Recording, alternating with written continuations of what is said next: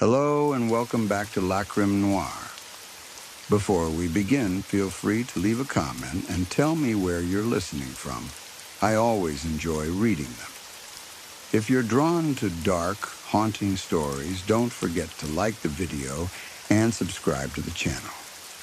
Now settle in, clear your mind, let the outside world slip away, and let's begin. Story 1. I pulled into the parking lot a few minutes before my shift started, the way I always did when I worked nights. The place looked the same as it did every night. A wide, low building with dull lights over the doors, chain-link fence around the property, and the quiet hum that never fully stopped. Even from my car, I could hear parts of the plant working, pumps, fans, motors. It was like the whole facility was breathing in a slow, steady rhythm. Night shift at a water treatment plant isn't like the movies. It isn't loud or busy most of the time. It's long stretches of watching screens, checking readings, doing rounds, and waiting for something to go wrong. Most nights, nothing major happens. But the calm isn't really calm. It's more like the kind of silence you get when you're alone in a building that's too big for the number of people inside it. I sat in my car for a moment and stared at the building. My eyes felt dry and heavy. I'd been tired for weeks. Night shift does that to you. You sleep during the day, but it never feels like real sleep. The sun is out, people are awake, cars drive past, phones buzz. Even if you get 6 or 7 hours, your body still feels like it's missing something. I finally got out and started walking toward the entrance, my boots crunching on the gravel along the edge of the lot. The air was cool and smelled faintly like wet concrete and chemicals. I reached for my badge, swiped in, and stepped into the small control building.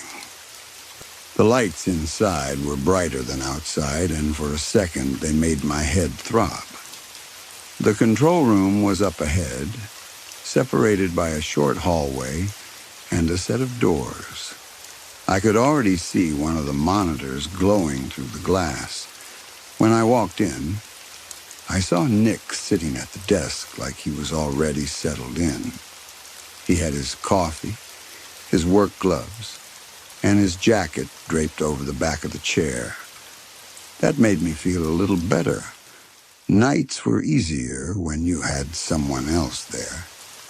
Even if you weren't talking much, just knowing someone else was in the building with you helped. Nick looked up at me and gave me a quick nod like he'd been waiting. Day crew didn't have any issues today, he said. Should be an easy night.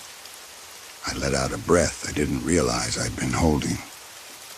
Hell yeah, I said, trying to sound more awake than I felt. I sure hope it is. These nights suck. I'm so tired all the time. Nick gave a small laugh, like he understood but didn't have the energy to talk about it. He looked normal. Same dark work shirt, same tired eyes, same voice that always sounded a little rough, like he'd been shouting at concerts too many times when he was younger. Nothing about him seemed strange in that moment. I tossed my bag onto the counter and walked into the little kitchen area that was connected to the control room. It wasn't really a kitchen so much as a space with the fridge, microwave, and a table that always had old safety flyers on it. I opened the fridge and started putting my food inside, thinking about how I'd probably end up eating it at 3 a.m. when the caffeine stopped working. That's when my phone buzzed.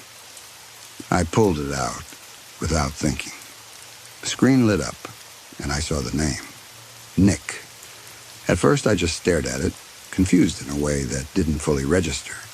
Nick was in the other room. I'd literally just spoken to him. My first thought was that he was messing with me, like maybe he sent a stupid joke or some kind of meme to kick off the shift. Then I read the message, and the cold hit me so fast. It felt like my blood turned to ice. Sorry, man, running late. I'll be there in 5 minutes. Nick? I didn't move. My thumb hovered over the screen. My brain tried to take control and make sense of it. It's not hard to explain, I told myself. There's always an explanation. Maybe the text was delayed. Maybe he sent it earlier and it just now came through. That happens sometimes if service is bad, right? But we were inside the plant. The signal here was actually decent.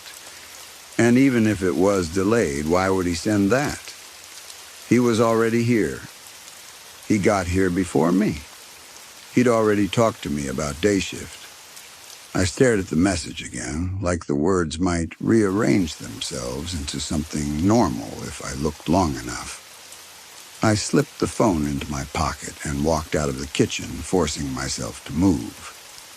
The control room was quiet except for the low buzz of the monitors and the faint clicking of a keyboard from somewhere. Nick wasn't at the desk anymore. I stopped in the doorway and looked around. My eyes moved fast, searching corners, checking behind the chairs, like he might be standing somewhere I couldn't see. The room wasn't big. There were only so many places a person could be. Nick, I called, keeping my voice light like this was nothing. No answer. A weird heat crawled up the back of my neck. For a second, the thought came to me. Did I imagine him sitting there? Did I just walk in, half asleep, and create a whole conversation in my head? That idea felt crazy. But it also scared me more than anything else, because it made me think about how tired I really was. How many nights had I come in running on 4 hours of sleep and too much coffee? How many times had I felt like I was moving through the shift on autopilot? I tried to remember the details. I had seen him. I had heard his voice. I had answered him. It wasn't like a dream that fades as soon as you wake up. It felt solid. I glanced toward the windows that looked out at the parking lot. I couldn't see much from this angle, but now I wondered something else. Had I seen his car when I pulled in? I had been tired. I hadn't really looked. No, I told myself. I did talk to him. He must be messing with me. Maybe he stepped out to grab something. Maybe he wanted to scare me. Trying to calm down, I walked over to the monitors. The main screen showed different camera feeds. The gates, the chemical storage area, the pump room corridors, the outside fence line. A smaller monitor beside it showed door access logs, a simple system that recorded badge swipes for the locked doors. I found the camera feed for the main gate, the one that showed the entrance road and the spot where cars pulled up. And there it was. Nick's car was pulling in. I leaned closer, squinting like that would change what I was seeing. The headlights swept across the gate, and the car moved through like someone had just been buzzed in. The timestamp in the corner was right now. My mouth went dry. My brain started working fast in the worst way, throwing out theories that didn't fit. Maybe it wasn't his car. Maybe it was the same model, same color, same shape. But it looked exactly like his. Even the dent on the back bumper looked the same. I stepped back, feeling my heart pick up speed. It thudded hard enough that it almost felt loud in my ears. So if his car was just now arriving, who had I spoken to? I turned away from the screen, trying not to let my fear run wild. I told myself to breathe, to slow down, to think. Maybe Nick was already here and he had moved his car for some reason. Maybe the camera feed was lagging or looping. Then a voice spoke right behind me. "Hey!" It wasn't a shout. It wasn't even loud. It was just a normal voice, close enough that I could feel the sound on my skin. I jumped so hard it felt like my whole body tried to leave the floor. "Jesus Christ!" I yelled, clutching my chest. My heart slammed in my ribs. For a second, I couldn't breathe. My vision narrowed. Every muscle in my body went tight, like it was bracing for something. Nick stood there like nothing happened.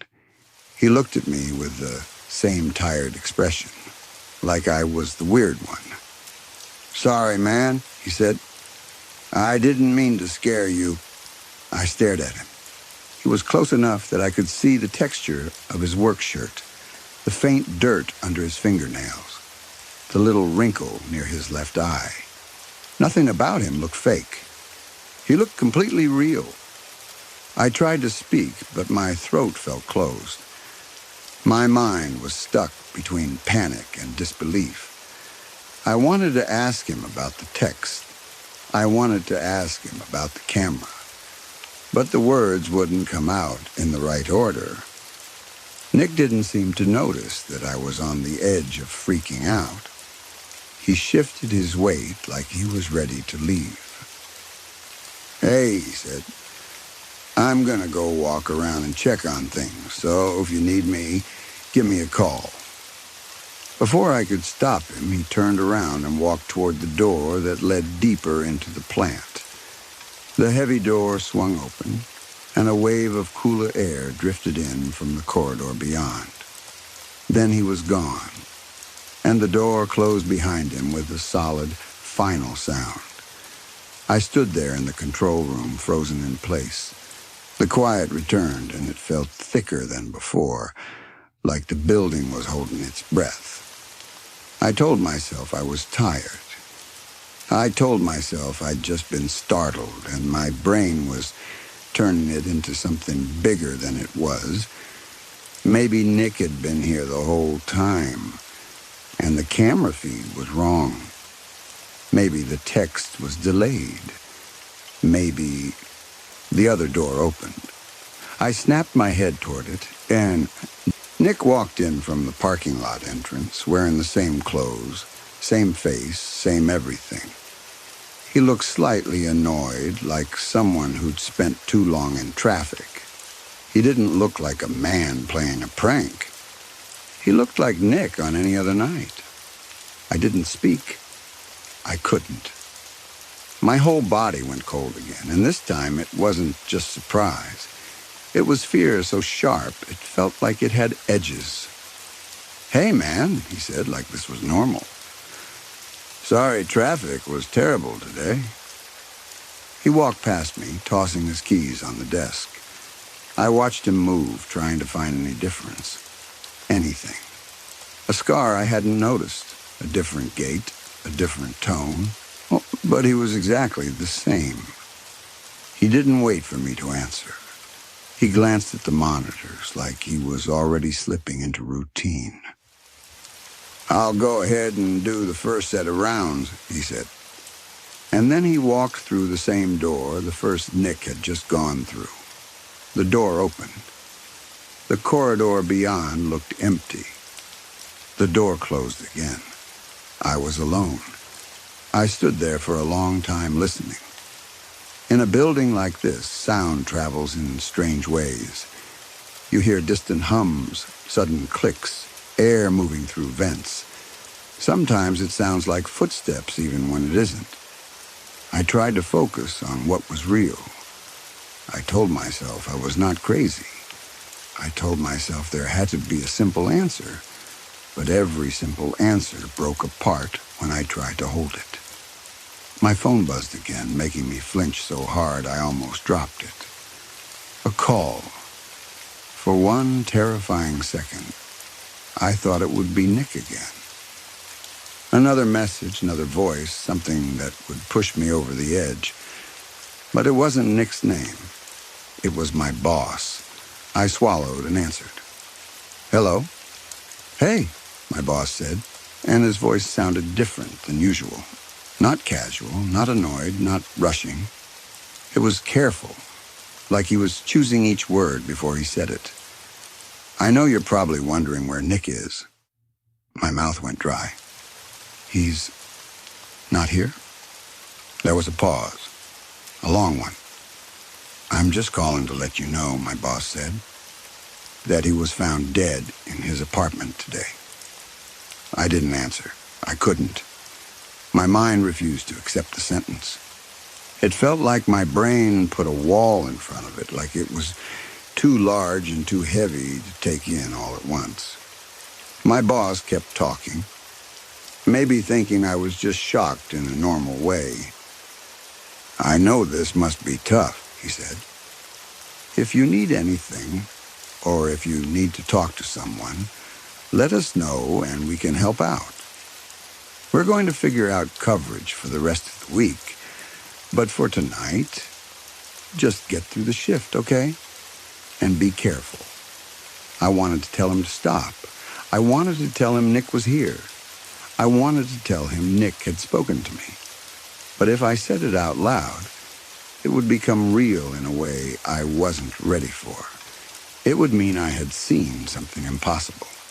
It would mean I wasn't just tired. My boss ended the call with a few more words, something polite and automatic, and then the line went dead. I stared at my phone screen until it went dark. Nick was dead. So who had I been talking to? Who had walked through that door? Who had looked at me and apologized for scaring me? My hands were shaking.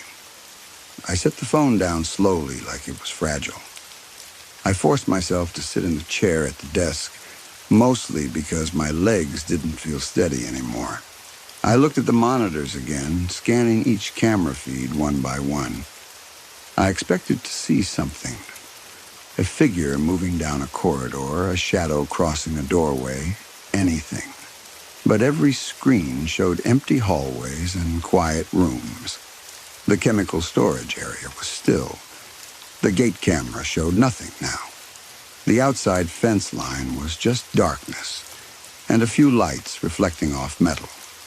Nothing moved. For a small moment, that almost helped.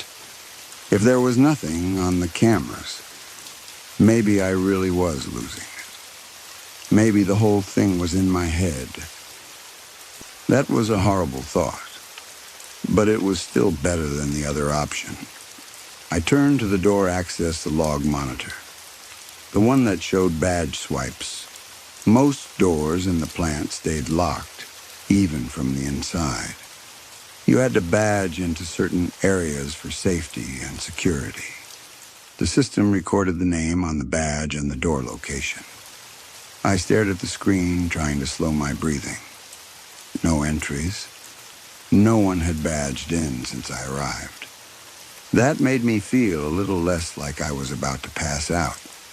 If nobody badged in, then nobody was actually walking around. Maybe that meant I hadn't seen what I thought I saw. Maybe it was stress. Maybe it was grief in some weird form, because I'd worked with Nick long enough that the thought of him being gone didn't feel real. I tried to do small, normal things to ground myself. I adjusted the volume on the radio. I checked the chemical levels on the system. I looked at the flow rates. Everything was steady. Everything was normal. And then something changed on the access log monitor. Nick's name appeared. I leaned forward so fast my chair squeaked. The log showed a badge swipe at the door leading into the plant from the control room.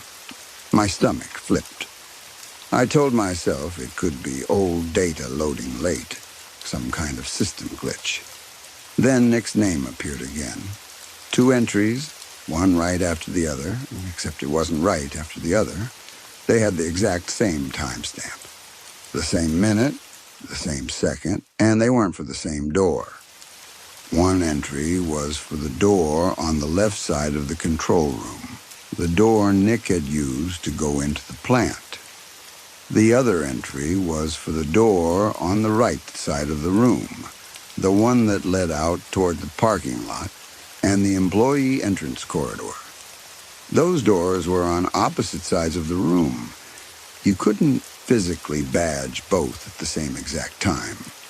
Not even if you sprinted. Not even close. A heavy dread settled into my body, deeper than the fear I'd felt earlier. This wasn't confusion anymore. This was the feeling you get right before something bad happens, when your body knows it, even if your mind still wants to argue. I stared at the entries, waiting for them to disappear, waiting for the system to correct itself. They didn't. I glanced at the cameras again, trying to see if anyone was near either door. The angles didn't show the control room doors directly. They only showed nearby hallways. My ears strained, picking up the smallest noises. The hum of the building, the faint rush of air, my own breathing. Then I heard it. A soft click, like a latch releasing. And at the exact same time, from opposite sides of the room, I heard it again. Both doors opening. The sound was perfectly in sync, like someone had planned it down to the second. I didn't turn right away. My body locked up again, the same way it had when I saw the second nick. My hands gripped the edge of the desk so hard my knuckles ached.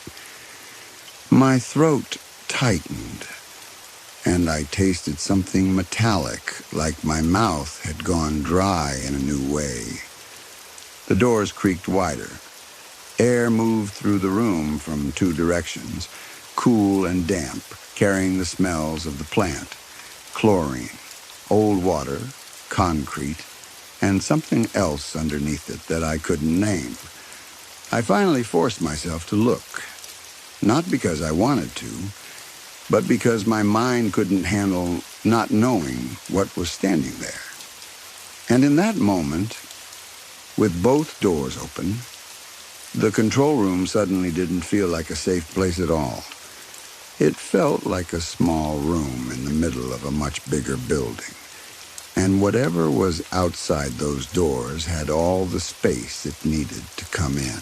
Story 2, I was in my second year of college then, in that strange stretch of time where you feel grown up because you're paying bills and dragging yourself to class, but you still don't really know what you're doing. I lived just a short drive from campus in a small, cheap house I could barely afford. It wasn't the kind of place you'd brag about. The carpet was thin and tired. The windows didn't seal right. And the whole place had that old, dusty smell that never fully goes away, no matter how many candles you burn. But it was close to school, and it was mine, at least on paper. I was supposed to have roommates. That was the plan all summer. A few friends and I talked about it like it was already decided, splitting rent and groceries, having people around so the place wouldn't feel so empty at night. Then, a couple weeks before the semester started, everything collapsed. One friend's parents wouldn't let them move off campus after all. Another got a surprise internship in a different city. The last one found a better deal and backed out.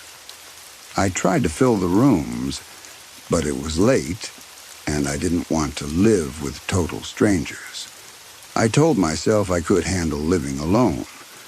The loneliness wasn't even the hardest part. I could deal with quiet. I could deal with the creaks and pops that old houses make when the temperature changes. What really hurt was rent. Every month felt like a small emergency.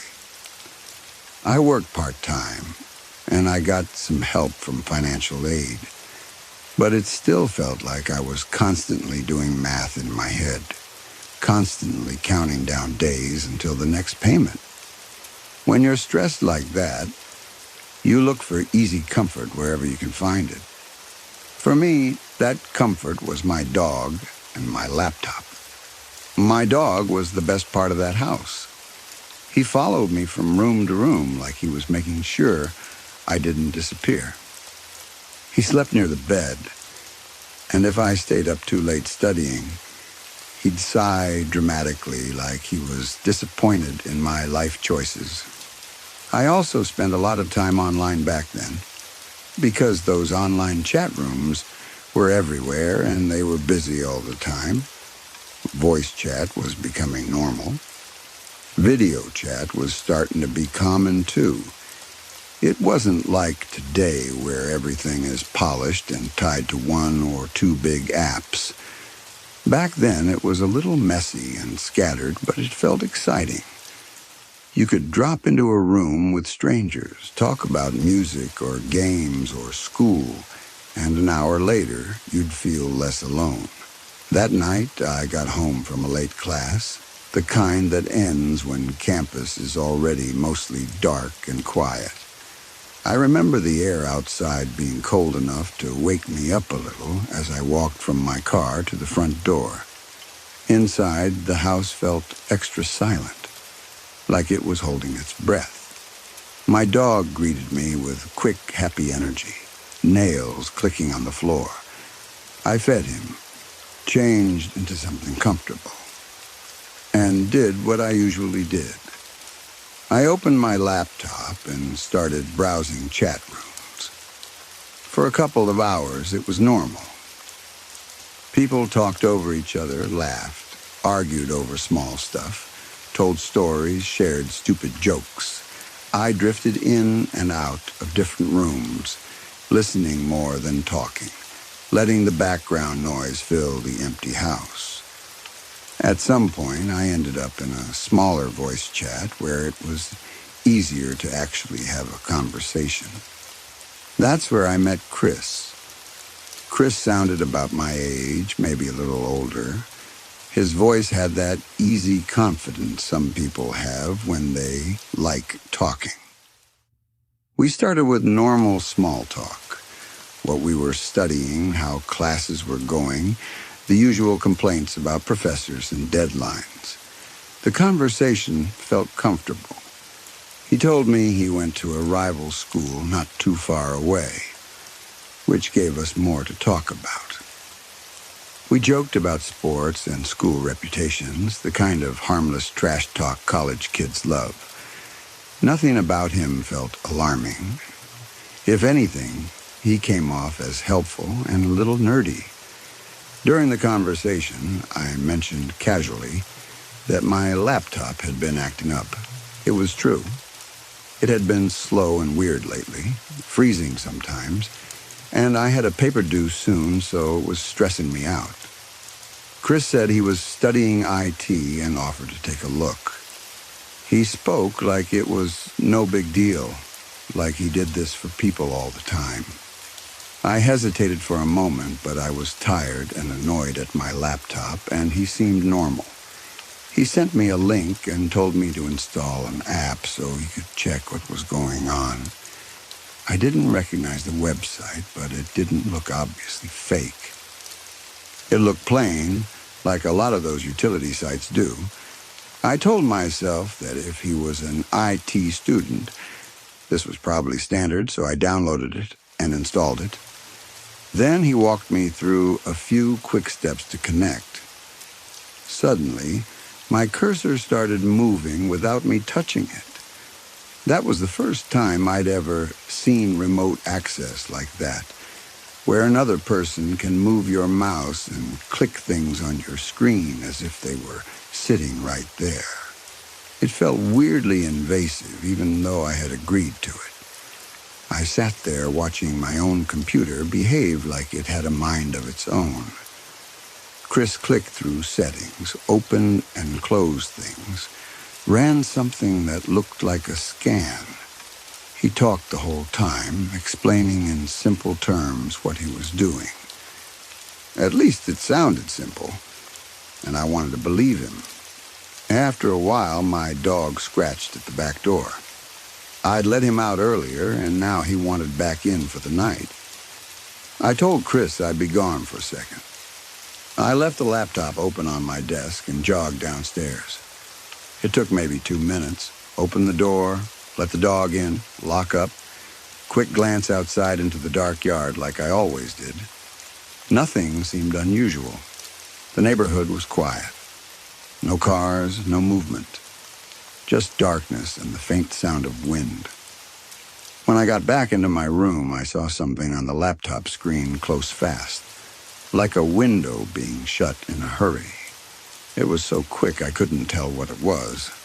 My first thought wasn't fear. My first thought was simply, oh, he must have finished something. I asked if everything was okay. Chris said yeah. He'd fixed the issue. He sounded relaxed, like he'd just done me a favor, and that was that. I was grateful. I told him thanks, and I said I was going to bed because it was getting late. We chatted another minute, and because the conversation had felt friendly, we even picked a time to talk again. Then I ended the call, closed everything, and put the laptop to sleep. I brushed my teeth, checked the locks like I always did, and got into bed. My dog curled up close to me, warm and solid, and I fell asleep faster than I expected. A few hours later, I woke up to light in my room. At first, my brain didn't understand it. I was still half inside a dream. Then I realized the light wasn't coming from outside. It was coming from my desk. The laptop screen was on, bright enough to paint the walls and ceiling with a pale glow. The rest of the house was dark and silent. My dog lifted his head slightly, then settled again, as if he wasn't sure whether this was worth reacting to. I squinted at my phone. 3:30 a.m. I sat up slowly, that uneasy feeling creeping in. The one you get when something is wrong, but you don't know why yet. I hadn't turned the laptop back on. I was sure of it. I hadn't left a movie running. I hadn't left a program open. It should have been asleep. I climbed out of bed and went to the desk. The screen showed my normal desktop background, nothing else. No obvious windows open. But when I reached for the mouse to put it back to sleep, nothing happened. The cursor didn't move. I clicked. No response. I pressed keys on the keyboard. Nothing. My first reaction was irritation. Maybe it had frozen again. Maybe Chris hadn't fixed anything at all. I clicked faster, harder, like that would somehow force it to respond. Still nothing. The room felt too quiet, like I could hear my own breathing. Then the screen changed. A full-screen image appeared, dark and grainy. For a second, my eyes couldn't make it out. Then I realized what I was looking at. My room. My bedroom, taken from the angle of the laptop camera. The bed, the desk, the closed door. Everything exactly where it should be. Except the image was unnervingly still, like a security camera snapshot. The room in the picture was empty, as if I wasn't standing right in front of the screen. My stomach tightened. I hit escape. Nothing. I tried the usual panic commands, Control plus Alt plus Delete, because that's what people do when a computer acts up. Nothing happened. The keyboard was dead. My hands started to sweat, and I could feel my heartbeat picking up. Like my body already knew to be afraid, even though my mind was still trying to argue that it was just a glitch. The screen flickered, and another image appeared. This one was of me. It was a picture taken in the exact moment I was standing there, in front of the laptop, with messy hair and a confused, half-awake face. The lighting was awful, making my skin look pale and my eyes too dark. It was a picture of me that I had not posed for and had not agreed to. The timing was perfect. like it had just been snapped a second ago. My throat went dry. I looked up at the camera at the top of the laptop screen, and that's when I saw it. The tiny camera light was on. Someone was using it. For a moment, I couldn't move. I could hear blood rushing in my ears. My dog made a small sound behind me, like he sensed something had changed. I stared at that little light like it was an eye staring back. Then a video thumbnail appeared right on top of everything, with the play button in the center.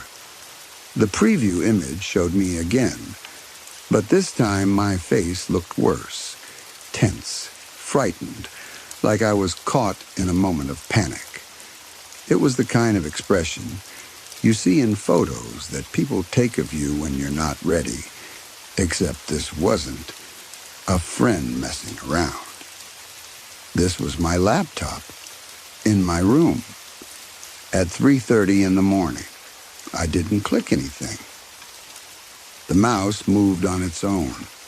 The cursor slid across the screen, smooth and steady, like someone was holding it with a confident hand. It hovered over the play button. I felt a cold rush go through my whole body. I reached out and put my palm over the camera, covering it completely, pressing hard like I could block whatever was happening. With my other hand, I held down the power button.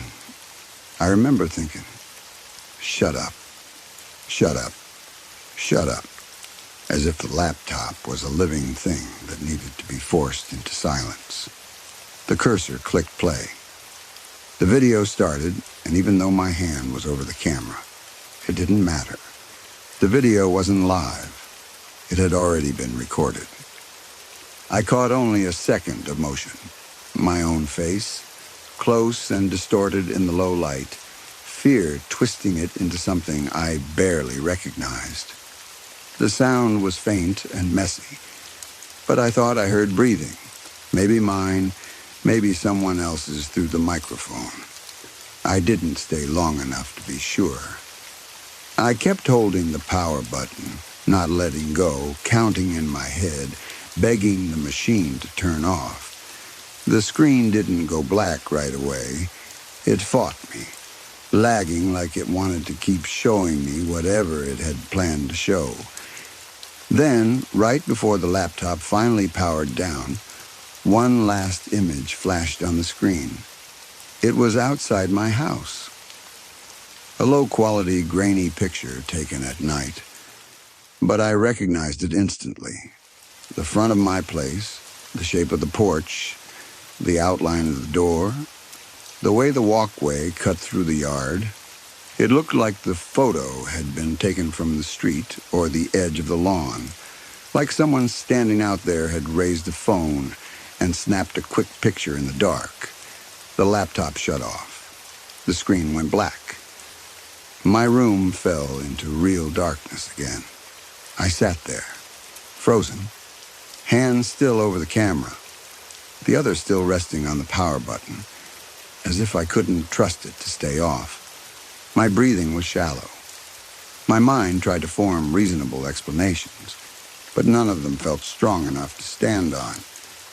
If it was a prank, who would do this? If it was malware, why show me my own face? Why show me my house? That's when my dog started barking downstairs. Not his normal barking. Not the quick, excited kind when someone knocks. This was deep and sharp and angry. The kind that makes every hair on your arms lift. It echoed through the house like an alarm.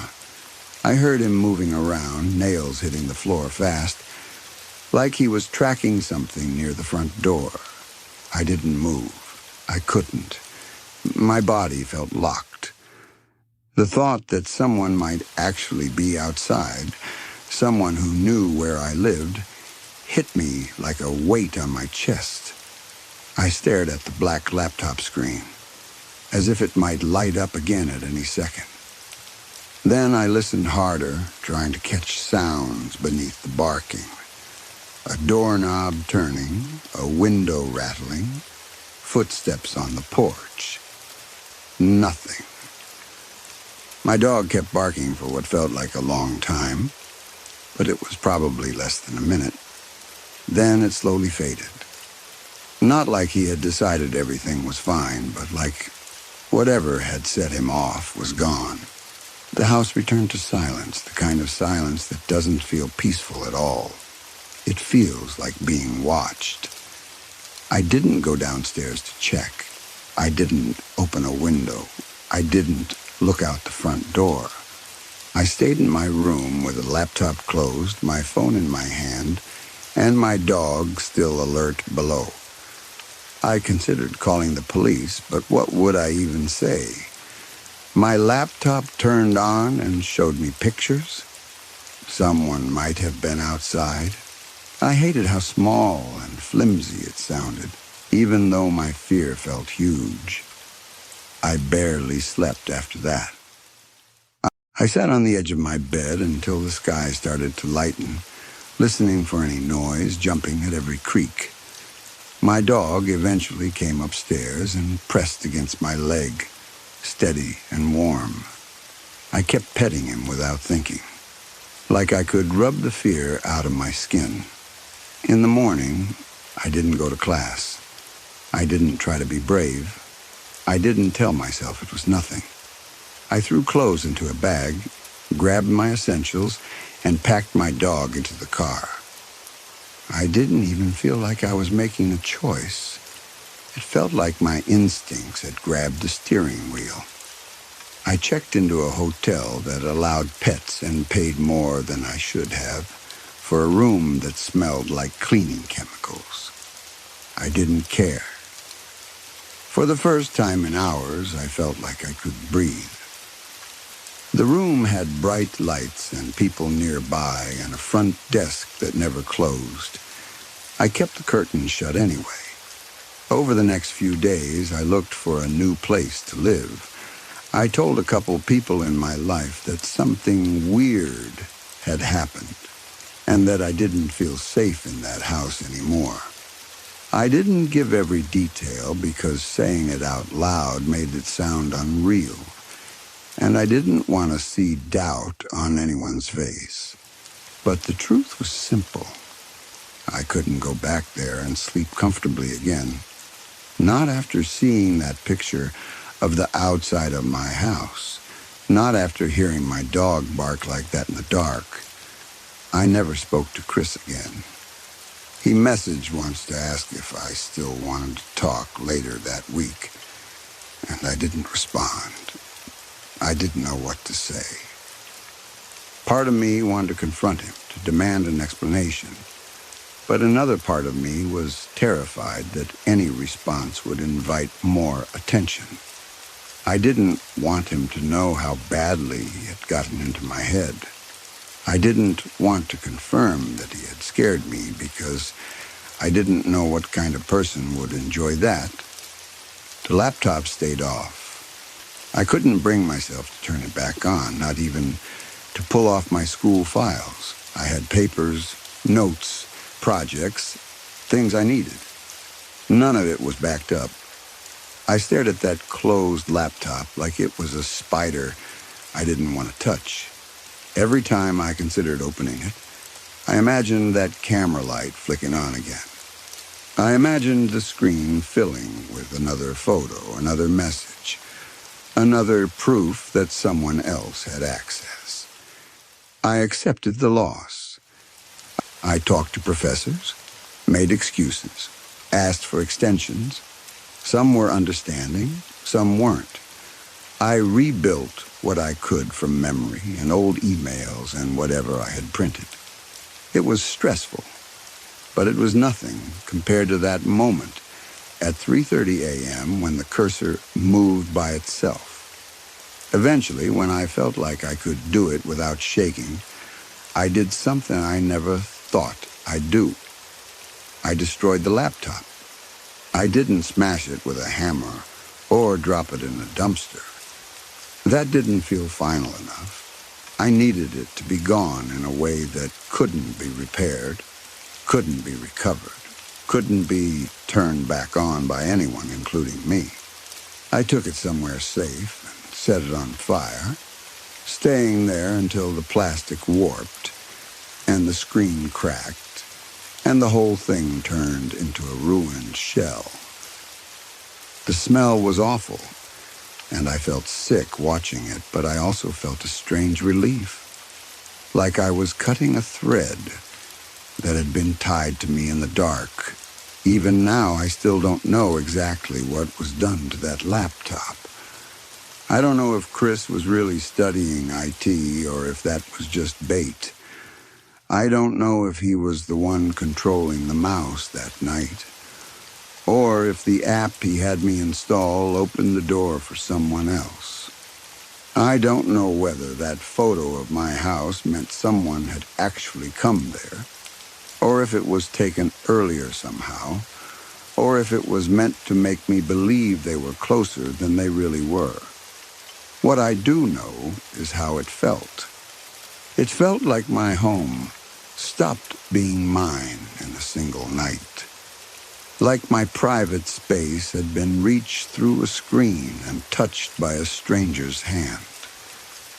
And whenever I think back to that tiny camera light turning on, I still get the same cold, heavy feeling in my stomach, the same instinct to cover the lens and shut everything down before something on the other side decides to look back.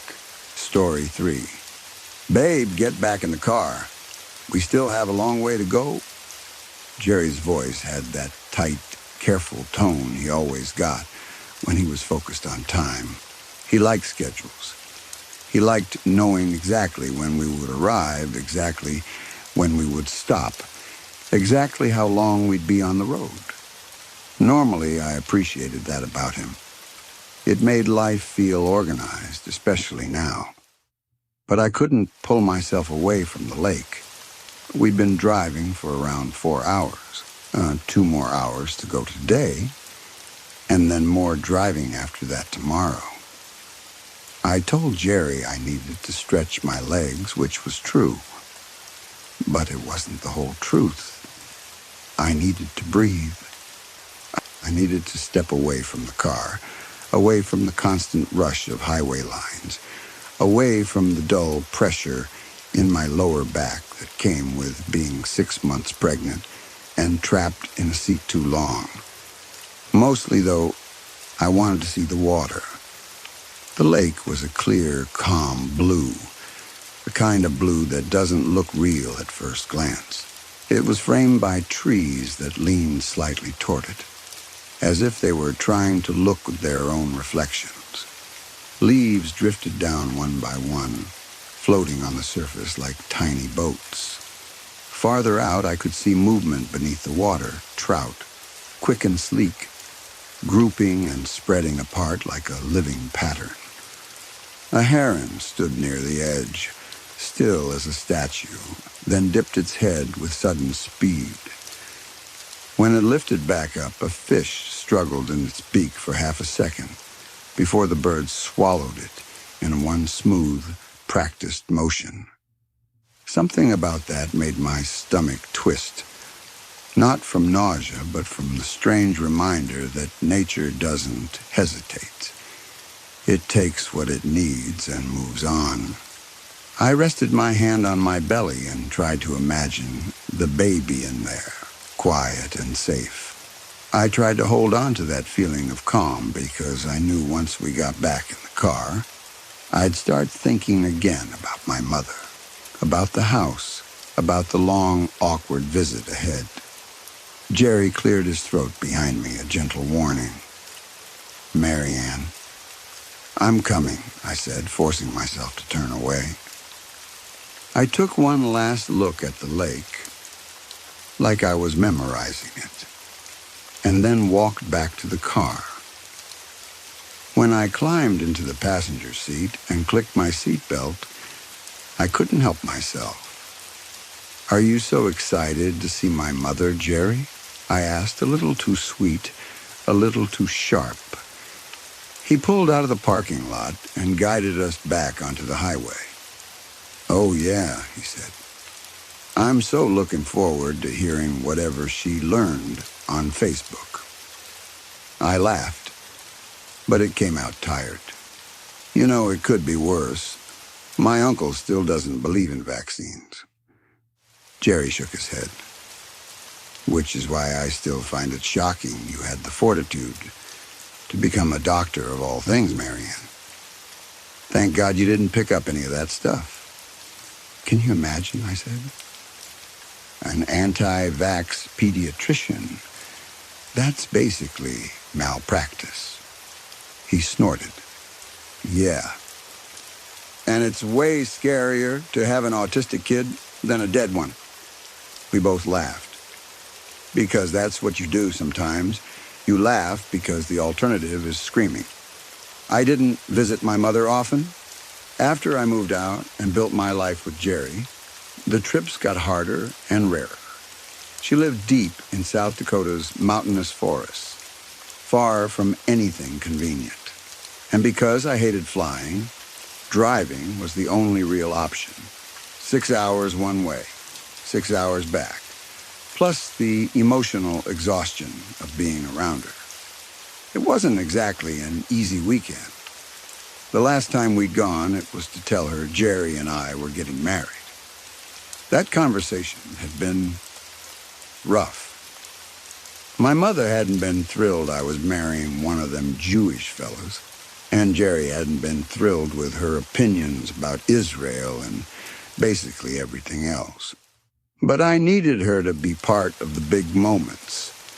My dad disappeared before I was even old enough to remember him.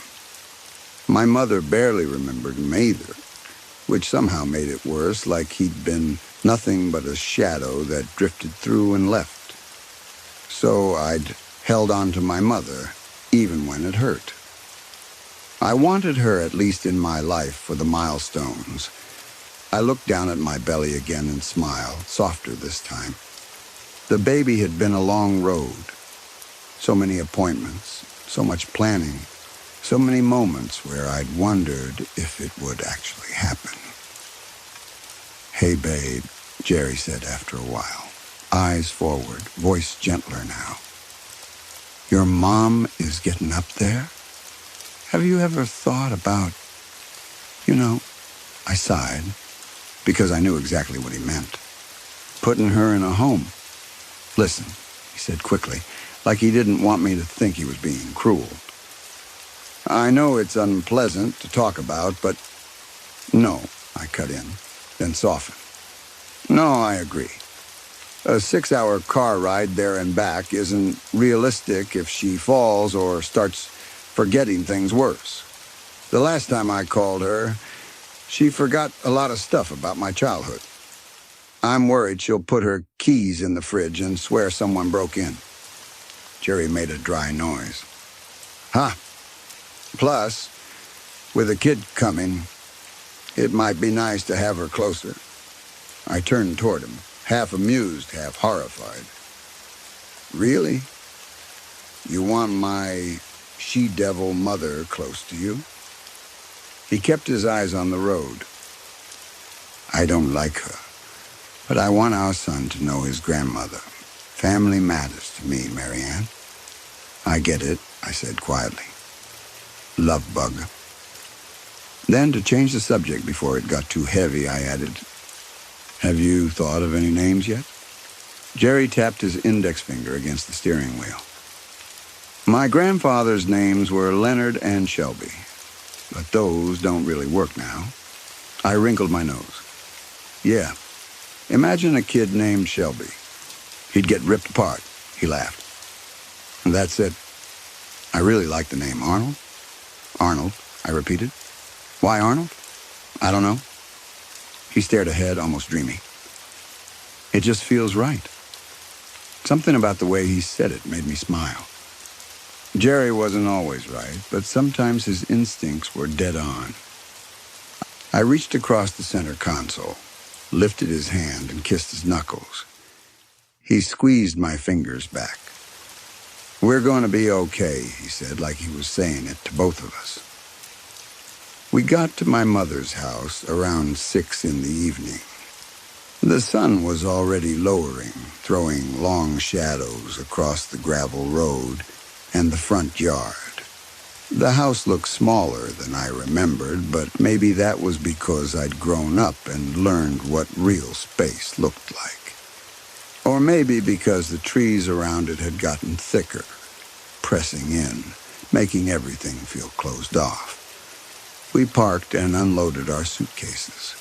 The air smelled like pine and damp earth, with something sharper beneath it, like smoke from a fire that had burned days ago.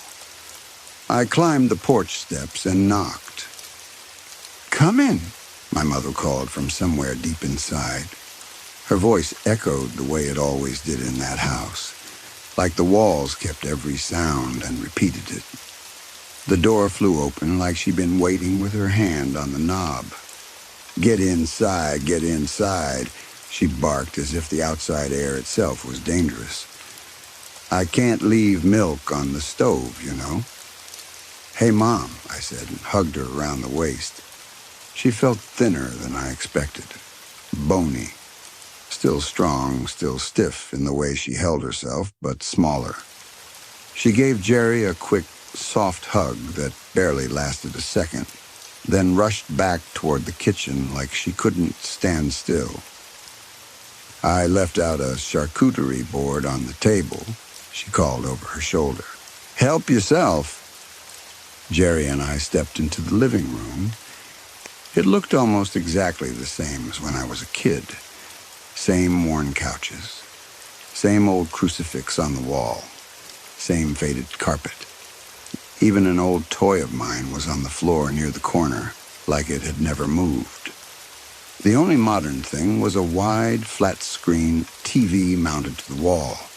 On the table, there was a spread laid out carefully. Salami, prosciutto, soft cheeses, crackers, little jars of jam. There was also a small plate with crumbs on it, like someone had already eaten. Jerry leaned close to me and murmured, "Babe, your mom knows we're kosher, right?" I hesitated. "I think." He exhaled slowly. At this point, I really hope her mind is going.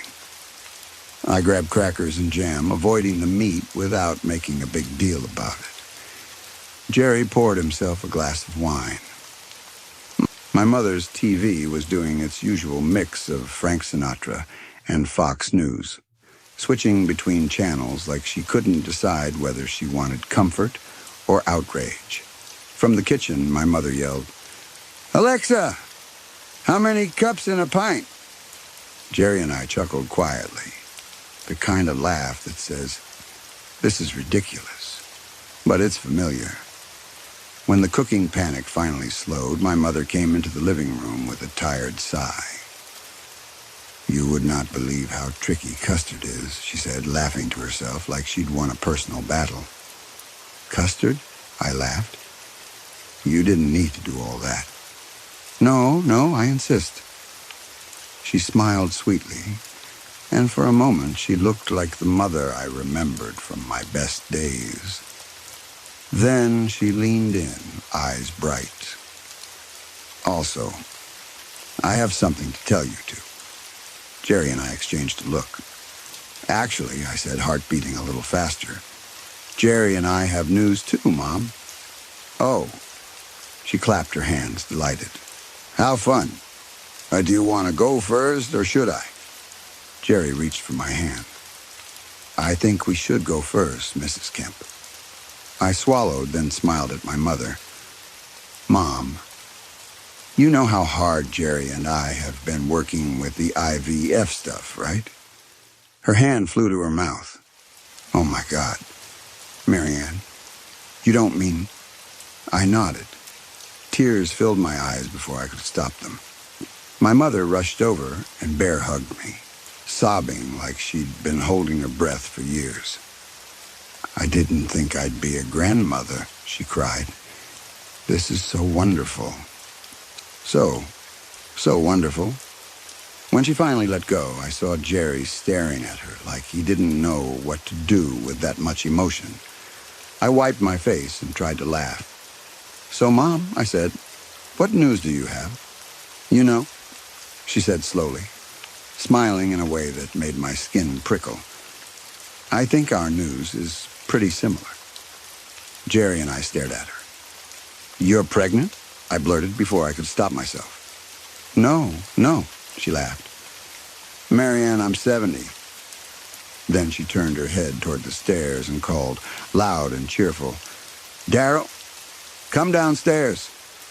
Footsteps creaked above us. Small footsteps. Too small.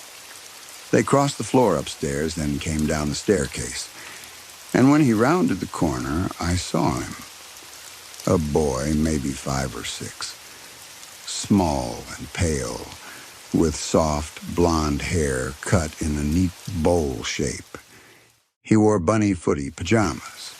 His eyes were bright blue, almost too bright, the kind of blue that doesn't look real under indoor light. "Hi, Mama," he said, and ran straight into my mother's arms. Did I surprise good? "You surprised great, Darryl," she cooed, kissing his forehead. He giggled and pressed his face into her sweater like he belonged there. I couldn't find my voice for a second. My mind flipped through possibilities, none of them good. "Hi, Darryl," I finally managed. "Who is this, Mom?" My mother's eyes widened like I was the one being strange. "Oh, my goodness, you wouldn't believe it," she said, rocking him slightly. "I was driving alone at night, and I saw this little guy on the side of the road. He looked sick and hungry and scared, and I knew I couldn't just leave him." Jerry's expression hardened. "Sharon," he said carefully. "Whose kid is that?" "I don't know," she admitted, as if that was a minor detail. "I just thought he was abused. He was left on the side of the road, Jerry." "Yes," Jerry said, voice tighter now. "But you can't just take someone's child. Do the police know?" "No, but I'm hungry," Darryl suddenly shouted, cutting through the tension. He looked up at my mother with a child's impatience. "Mommy, can we eat? Please?" My mother's whole face softened. "Of course, my sweet boy," she said. She kissed his forehead again and lifted him up like he weighed nothing. Jerry and I followed them into the dining room in a quiet, stunned daze. Dinner was salmon with yogurt and dill, mashed potatoes drowned in butter and gravy. It smelled good. It tasted good. My mother had always been a good cook when she wanted to be. Darryl pushed the salmon around on his plate like it offended him, but he devoured the potatoes. My mother smiled at me between bites. "So, when are you expecting?" 6 months, I said, glancing at Jerry. Jerry nodded. "Yeah. We've been seeing Marianne's regular OB, and we also found a maternal fetal medicine specialist, just for a second opinion." "Oh," my mother said, bright and approving. "How responsible. Is this specialist a cousin of yours, Jerry?" I grimaced, and Jerry's jaw tightened. "No," he said calmly, "but friends recommended him. He's been knowledgeable and supportive." My mother nodded like she was listening, but I could tell she wasn't really hearing him. Then she smiled again, too sweet. "Are you going to baptize him?" Jerry set down his utensils, pinching the bridge of his nose like he was trying not to explode. "No, Mom," I said, forcing patience. "I told you. I converted." "Well," she said lightly, "I want a Catholic grandchild. Kind of greedy to not give me one, Marianne."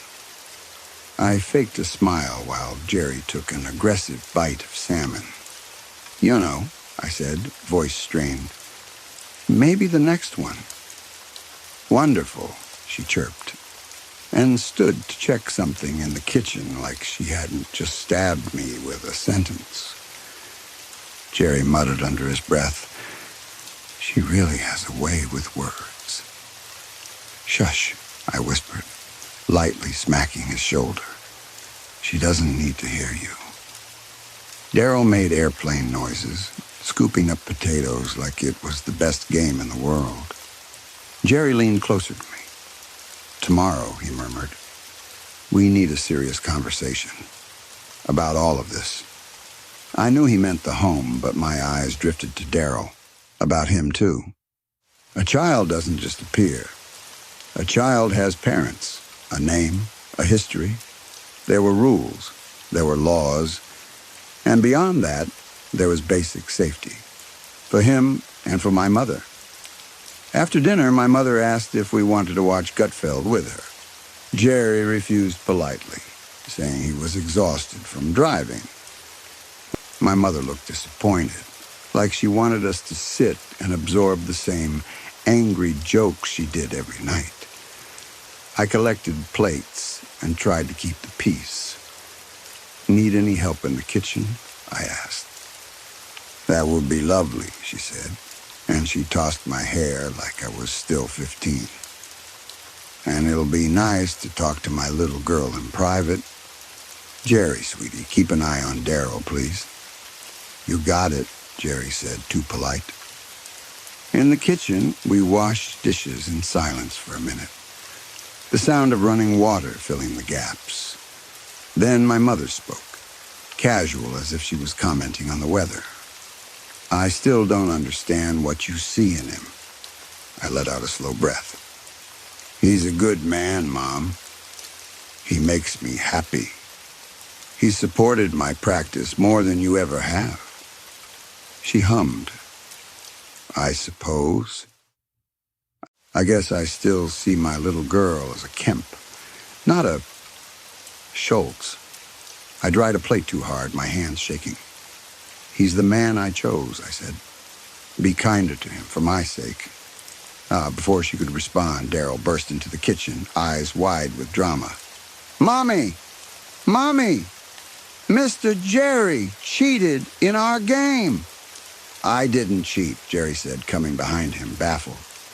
How do I cheat with action figures? You said you punched my guy, Darryl accused, pointing furiously. You didn't. You missed. You need to say you missed. Jerry looked at me, helpless. I couldn't help smiling. Just say you missed, I mouthed. Jerry sighed. Fine, I missed. Darryl lit up. Yay. Now come here. I want you to use this one next. Jerry chuckled and followed him back out. My mother and I finished dishes with stiff small talk. Then I found Jerry, and we went upstairs. As we climbed, I looked at the photos along the wall. My mother and me at the Grand Canyon. My 5th birthday, my college graduation. In that graduation photo, I stood smiling in my cap and gown. My mother was on my left. On my right was a man I didn't recognize well, like a distant relative or someone who'd only been around for one important day. The face bothered me in a way I couldn't explain. I stared at it longer than I should have, trying to place him, but the memory wouldn't come. In our room, I took a shower while Jerry read in bed. When I came out with a towel wrapped around me, Jerry looked up and grinned in that familiar way that made me feel like I was still young, still desired, still more than just work and hormones and family stress. If we were home, he said, I think I'd try to give you twins. I giggled, changing into pajamas, and he made exaggerated little noises that made me laugh harder than I expected. I climbed into bed, kissed him sweetly, and for a moment the house didn't feel heavy. Then Jerry grew serious, setting down his book. Tomorrow might be the day to talk to your mother about the home, he said. What? I frowned. Look, he said, we came for the pregnancy news, yes, but she has a 5-year-old living with her that she says she picked up on the side of the road. She didn't call the police. That's not normal. He was right, and I hated that he was right. You're right, I whispered. You're right. I'll search on my phone tomorrow, he said, and 3 soft knocks came from the door. Jerry sat up. Who's there? Mr. Jerry, Darrell sniffled from the hallway. I can't go to bed. Jerry got up and opened the door. Darrell stood there in his bunny pajamas, eyes glossy like he'd been crying. Oh, hey, kiddo, Jerry said gently. Is Mommy, awake? No, Darrell said. She went to bed. I want to play more with you. He looked up at Jerry with those bright blue eyes. Will you play with me, Mr. Jerry? Jerry glanced back at me, silently asking. I made a shooing motion and smiled because Jerry had always been soft with kids, even when he pretended he wasn't. Okay, Jerry said. I'll play with you. Darrell grabbed his hand and led him into the hallway. I turned off the lamp and tried to sleep. The house creaked and sighed the way old houses do, the kind of sounds that can be comforting when you're used to them. Still, I lay awake longer than I wanted to, listening for voices, for footsteps, for something that would tell me everything was normal. At some point, I must have fallen asleep. I woke to my alarm at 9. I was sprawled out in my old bed, hair wild with bedhead, mouth dry. I checked my phone and blinked at the time like I didn't trust it. The house felt strangely quiet. I brushed my teeth, washed my face, and walked downstairs. My mother was already awake, sitting in the living room. Darrell was on the carpet, playing with old toys, making loud sound effects. My mother looked up and smiled, and for a second I felt that familiar ache of loving someone who always manages to hurt you. Hey, sweetheart, she said, hugging me gently. Did you sleep well? Yeah, I said, though I felt groggy and off balance. A little weird, but yeah, Darrell shouted from the floor, acting out some battle between plastic men and a monster. Pew, pew, pew, I'm gonna eat you, Mr. Man. No, don't eat me. Ah. You have such a wonderful imagination, Darrell, my mother cooed. I went to the kitchen, desperate for coffee. I poured a mug and grabbed leftovers from the charcuterie board, trying to build a quick breakfast. My body wanted salt and protein, but my stomach was already doing that pregnancy thing where it complains no matter what you feed it. My mother rushed in. Oh, sweetie, you should know not to eat that, she scolded, pulling the plate from my hand. You're pregnant. I'll make you pancakes.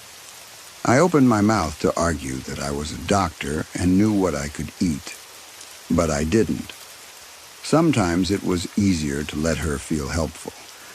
While she cooked, I squatted near Darrell. What are you up to, kiddo? Action figures, he said, smashing one into another. I think the good guy is losing. Oh, I said. Why is the good guy losing? Without looking up, he said quietly, good guys don't usually win. Something cold slid through me at that because no 5-year-old says that unless they've heard it somewhere or lived it. I pictured him on the side of the road again, alone in the dark, and my stomach tightened. The thought of a child being left like that made my skin crawl.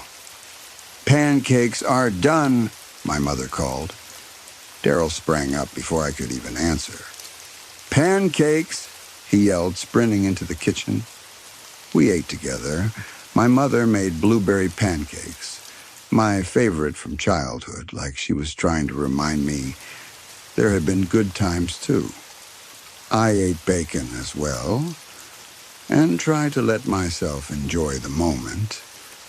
Then my mother set her fork down and looked at me with a practiced seriousness. So, Marianne, she said, about your pregnancy. Yes, I asked, cautious now. I'm worried about you, she said. It's a lot for one woman. I scoffed, feeling my temper flare. What? Should I go find a good Catholic man to marry an unwed mother?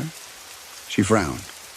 I didn't say Catholic, just a good Christian man, maybe a Lutheran. I rolled my eyes. Like what you did. Her face snapped, red and sharp. Mary Ann Kemp, she yelled. You should know how much I struggled raising you alone. Do not mock me. She forced herself calmer, but her eyes stayed hard. Which is why you should consider marriage. Soon. Mom, I have my own practice, I said, trying to keep my voice even. Raising my son won't bankrupt me. She sniffed. I wouldn't be so sure. Some parents might think you were one of them DEIs. I groaned. Not everyone is getting their brain rotted by Fox News and AM radio. She leaned back, eyes narrowing. Still, she said, if I was a new mother, I don't know if I'd trust you with Daryl. My grip tightened on my fork. Mom, I said slowly, he's not yours. The air in the room changed instantly.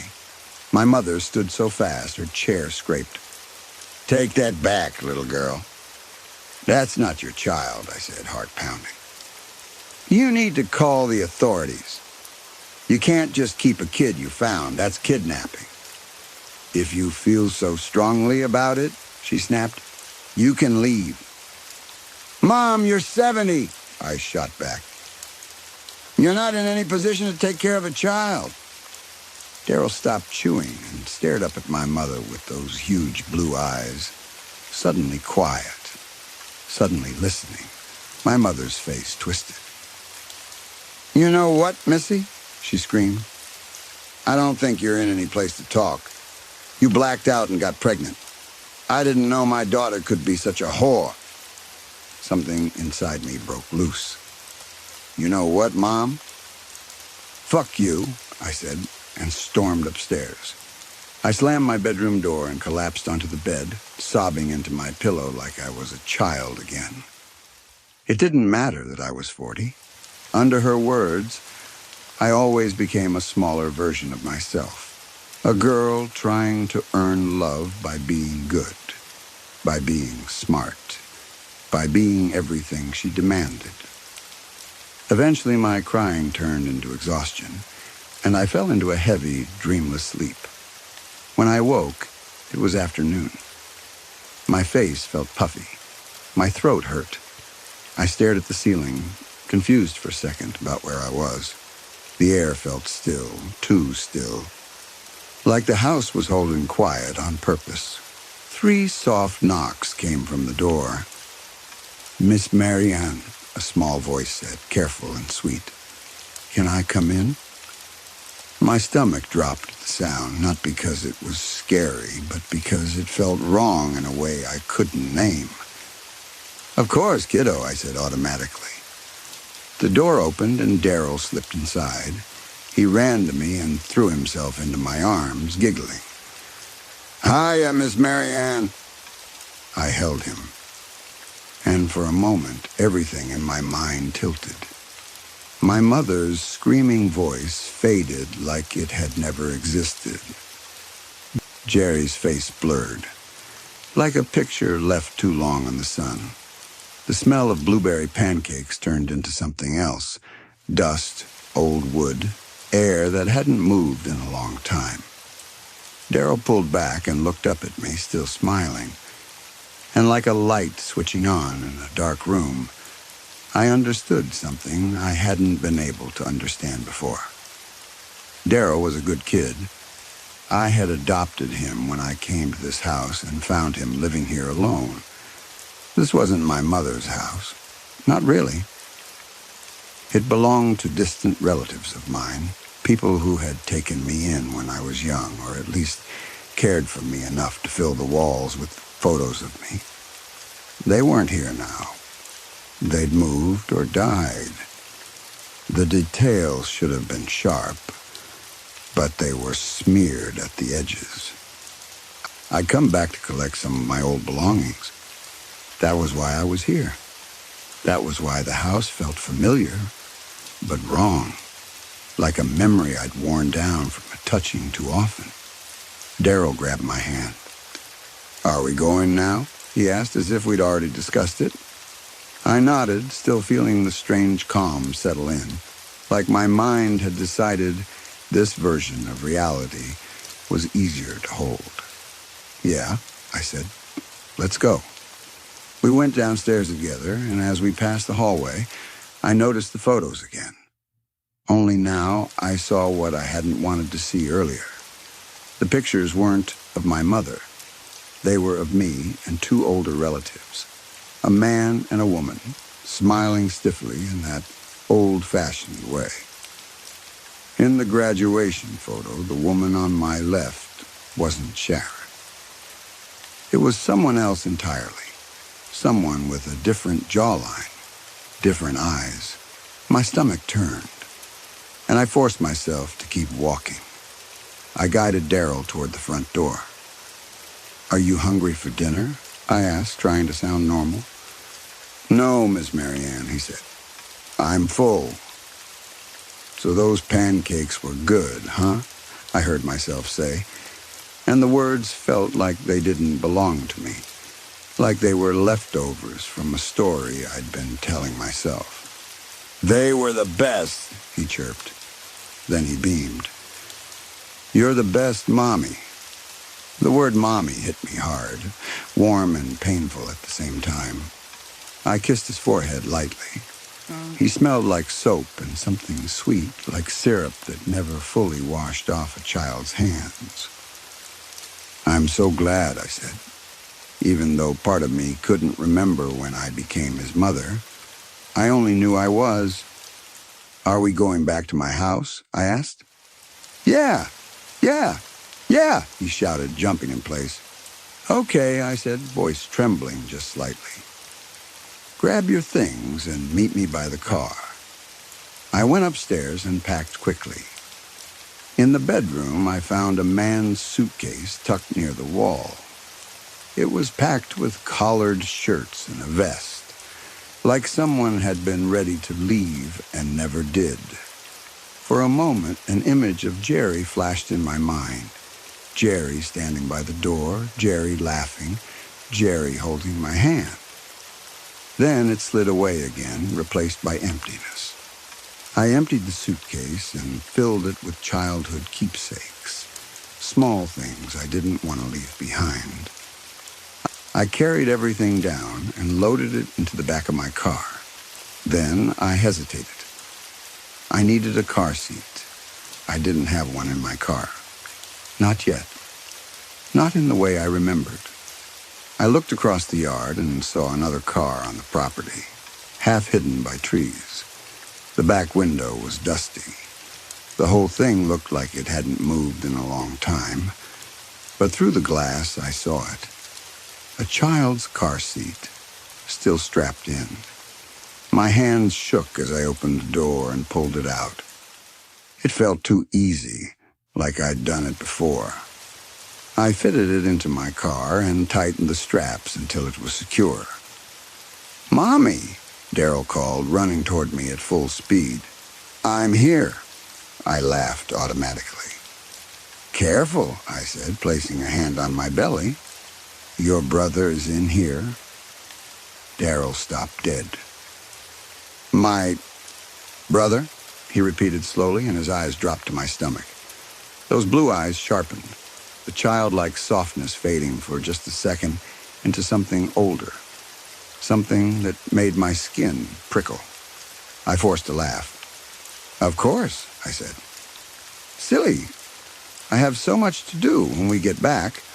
I need to paint his room. I have to—" "Mommy," Daryl said, voice suddenly quiet. "Can I play with the baby?" A strange pause opened in my mind, like my thoughts couldn't find the next step. Then I nodded. "Sure," I said, though I wasn't sure why I agreed so fast. He placed his small hands on my belly. His fingers were warm. He pressed gently, like he was listening through skin. For a moment, I thought I felt the baby shift inside me. A tiny movement that could have been real or could have been my imagination, trying to comfort me. I guided him into the car seat, buckled him in, and climbed into the driver's seat. I adjusted the mirrors with hands that didn't feel entirely like mine. We drove down the barren road, the trees sliding past like dark walls. Darryl played with action figures in the back, making quiet noises now, less excited than before. I hummed to myself, mostly to fill the silence. After about 15 minutes, I glanced in the rearview mirror. Darryl was staring straight at me. His eyes seemed to catch the light in a way that made them look like polished glass. "Mommy?" he asked softly. "Yes, my love," I said, trying to keep my voice steady. He tilted his head. "What's my name?" I opened my mouth. Nothing came out. My mind went blank in a way that terrified me. I gripped the steering wheel harder, my heart pounding. How could I not know? How could a mother not know her child's name? I searched my memory like flipping through empty pages.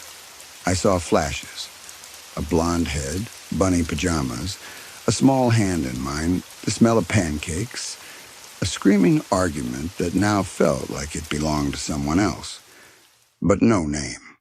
I swallowed, fighting panic. My mind scrambled, desperate to grab onto anything solid. And then, like a word rising up from deep water, it came to me. "Your name is Arnold," I said. The second I said it, the fear eased slightly, as if my body recognized the sound as correct even if my mind didn't. Darryl smiled, calm again. "Okay," he said. "Thank you, Mommy." Of course, I whispered, eyes on the road. I didn't know if it was truly his name. I still couldn't remember. I couldn't even remember exactly when I'd chosen it, or why. But as the trees blurred past and the empty road stretched out ahead, one thought settled in my chest with a heavy, certain weight. It felt right. Story 4. I went blind in November. It wasn't something that crept up slowly over years where you have time to prepare. It was sudden and violent. The kind of change that splits your life into two clear parts, before and after. One day I could see the steam curling off a mug, the dust floating in a beam of sunlight, the exact shade of my sister's scarf. Then, in what felt like the blink of an eye, all of that was gone.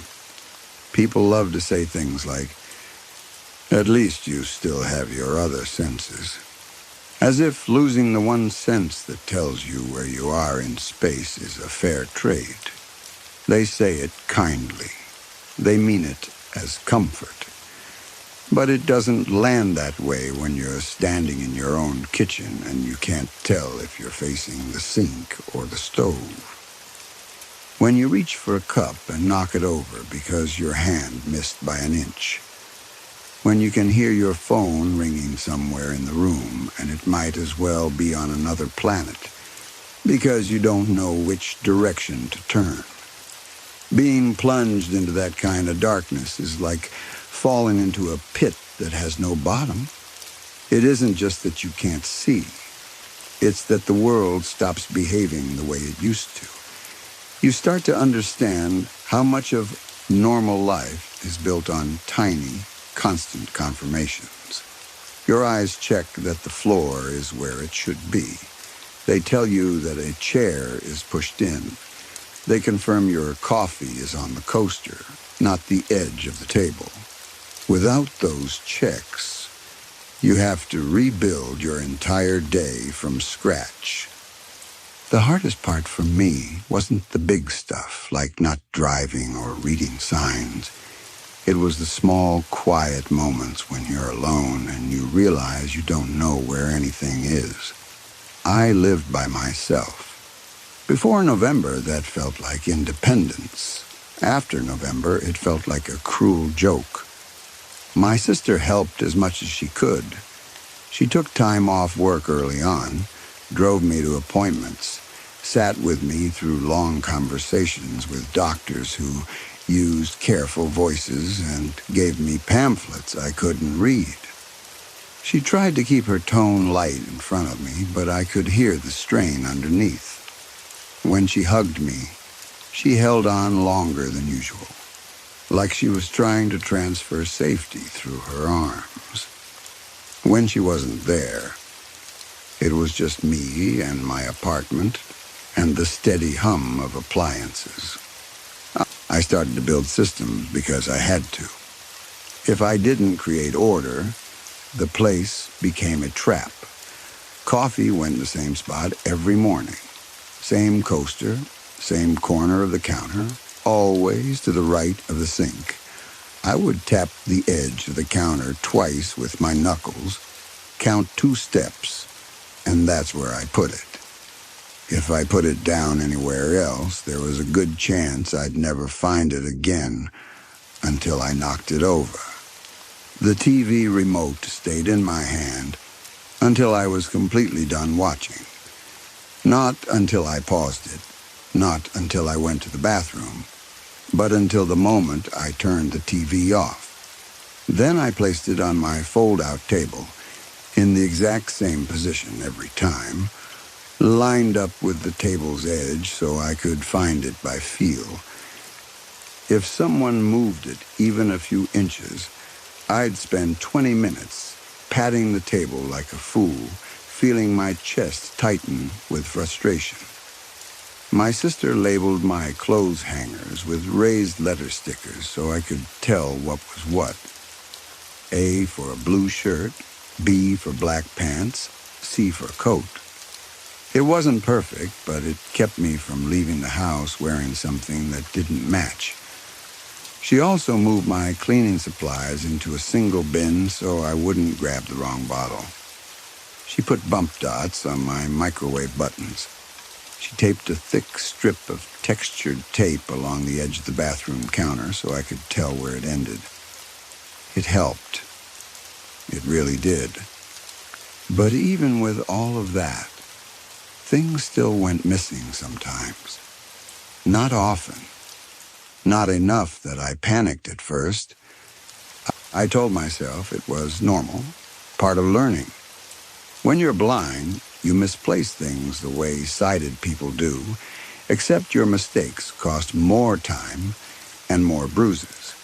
So when I noticed it the first time, I didn't jump to anything supernatural. I didn't even jump to fear. I thought it was just my brain making errors in a new reality. My sister had taken me out to a small local cafe not far from my building. It was one of the places we used to go before November, and she said it would be good for me to keep doing familiar things. The walk from the car to the door felt longer than I remembered, but I liked the warmth of the sun on my face. Even without sight, I could tell it was a clear day because the heat sat on my skin in a steady way, not flickering in and out like it does when clouds pass. Inside, the cafe had that rich smell of roasted beans and baked sugar.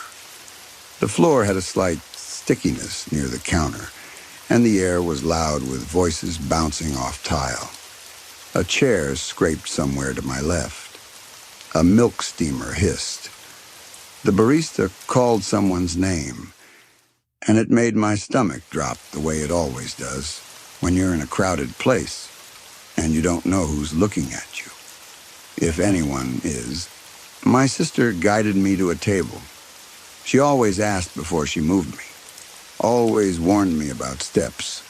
I appreciated it, but I also hated how careful everything had to be now. Sitting down used to be effortless.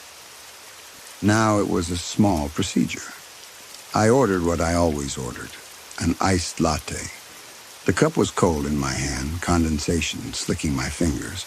The chill made my skin tighten. I held it close because I didn't trust the table. If I set it down, I might knock it over or forget which side of the table it was on. My sister teased me gently about it, and I laughed because I wanted to be normal. Coffee had always been my favorite. I loved the bitter-sweet taste, the smooth texture that coated your tongue, the way the first sip made your body feel like it was turning on. Even after November, coffee was something I could still enjoy without needing my eyes. I lifted the cup toward my lips. I smelled it first, like I always do. It's a habit. Most people don't notice, but coffee has layers. It has warmth even when it's cold. It has that roasted edge that sits somewhere between nutty and sharp. This time it didn't. This time it smelled sour, not a little off sour, not maybe they used the wrong milk sour. It smelled like something that had gone bad and was trying to pretend it hadn't. Like curdled cream left too long in the sun. My stomach turned. I pulled the cup away so fast a drop splashed onto my wrist. I gagged at the fumes, the reflex immediate and ugly. I could feel my throat tighten. My sister laughed at first, thinking I was joking. "I thought you liked coffee." I told her it smelled wrong. She took it from my hand and sniffed. She didn't react the way I did. After a pause, she said carefully that it smelled like coffee to her. Maybe a little strong, but not sour. That made my skin prickle.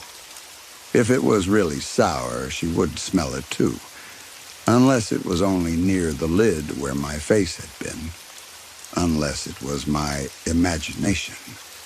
I couldn't see it, but I kept thinking about the cup, about the lid, about someone's hands.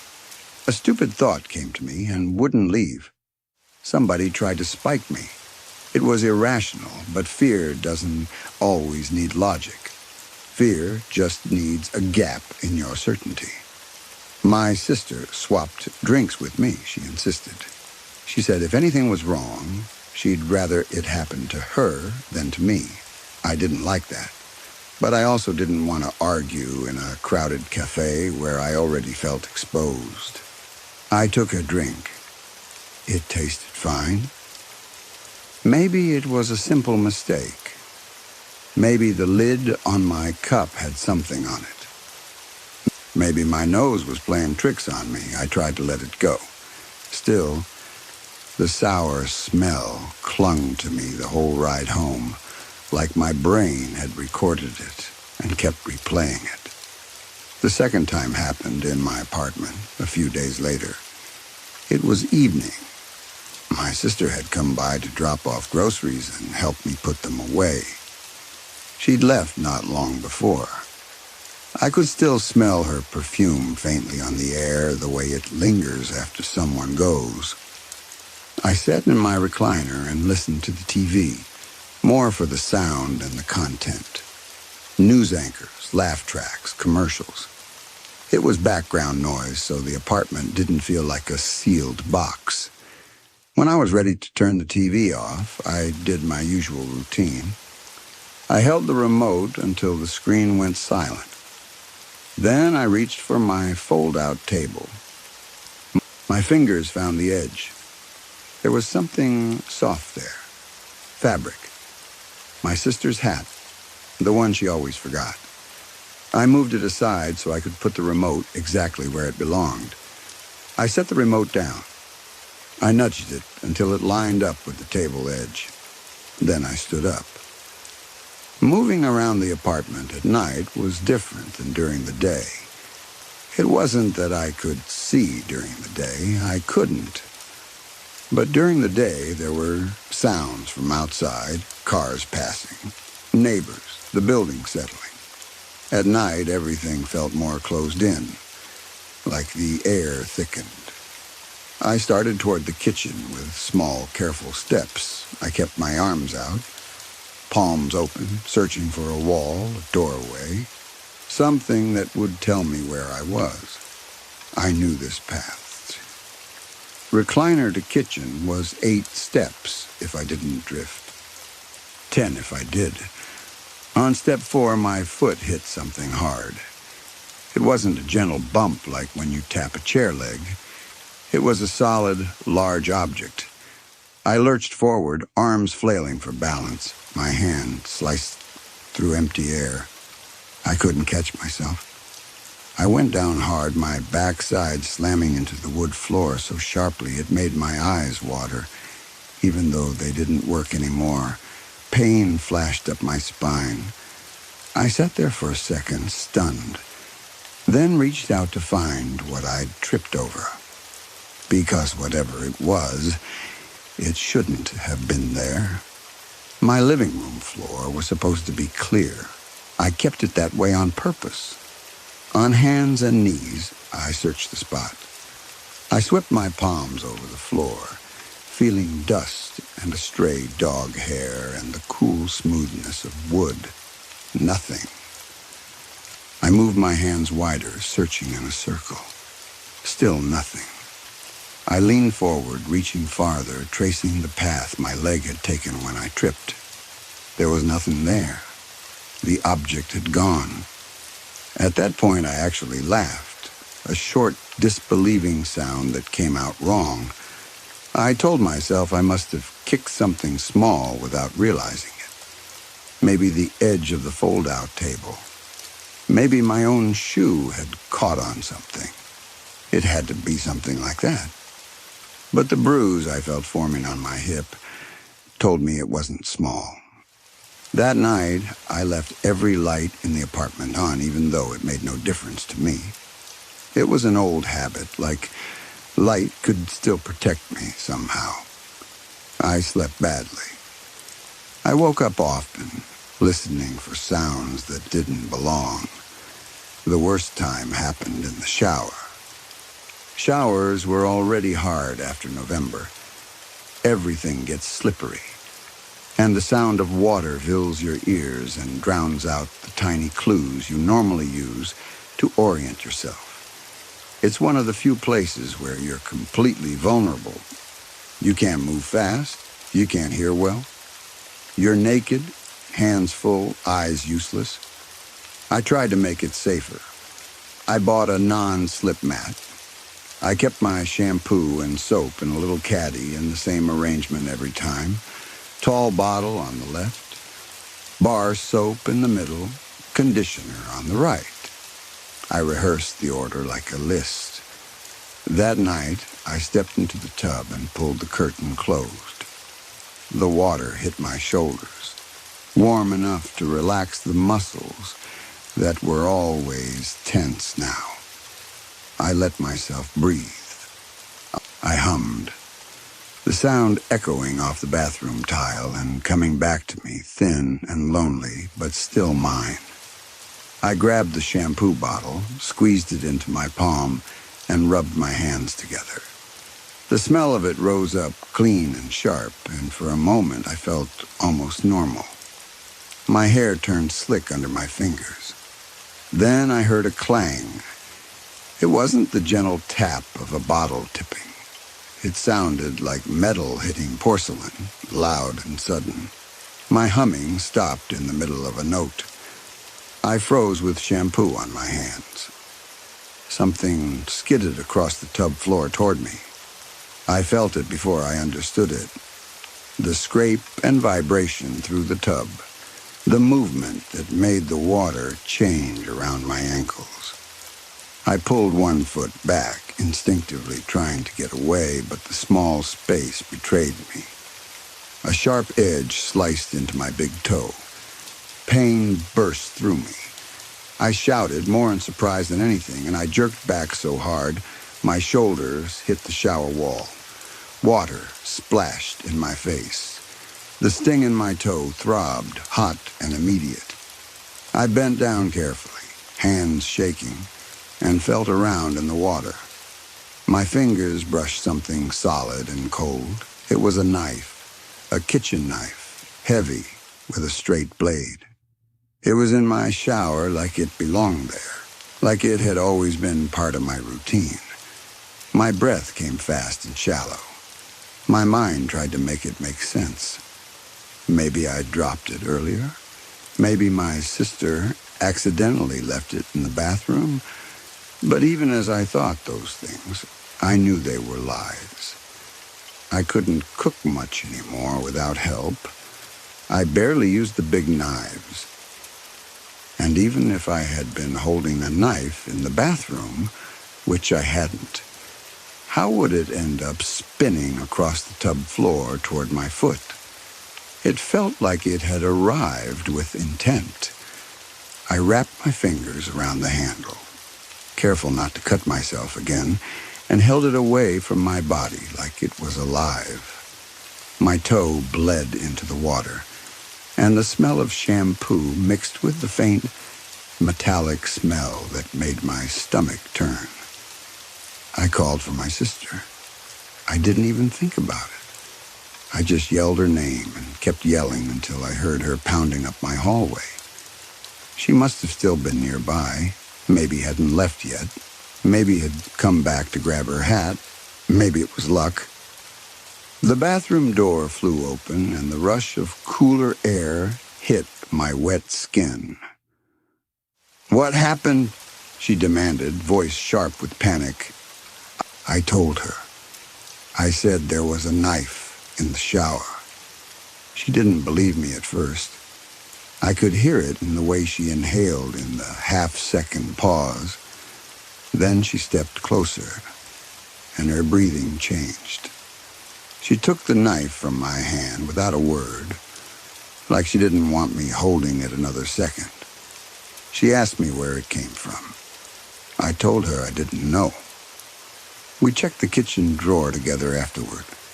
She opened and shut it, counting knives by touch and sight.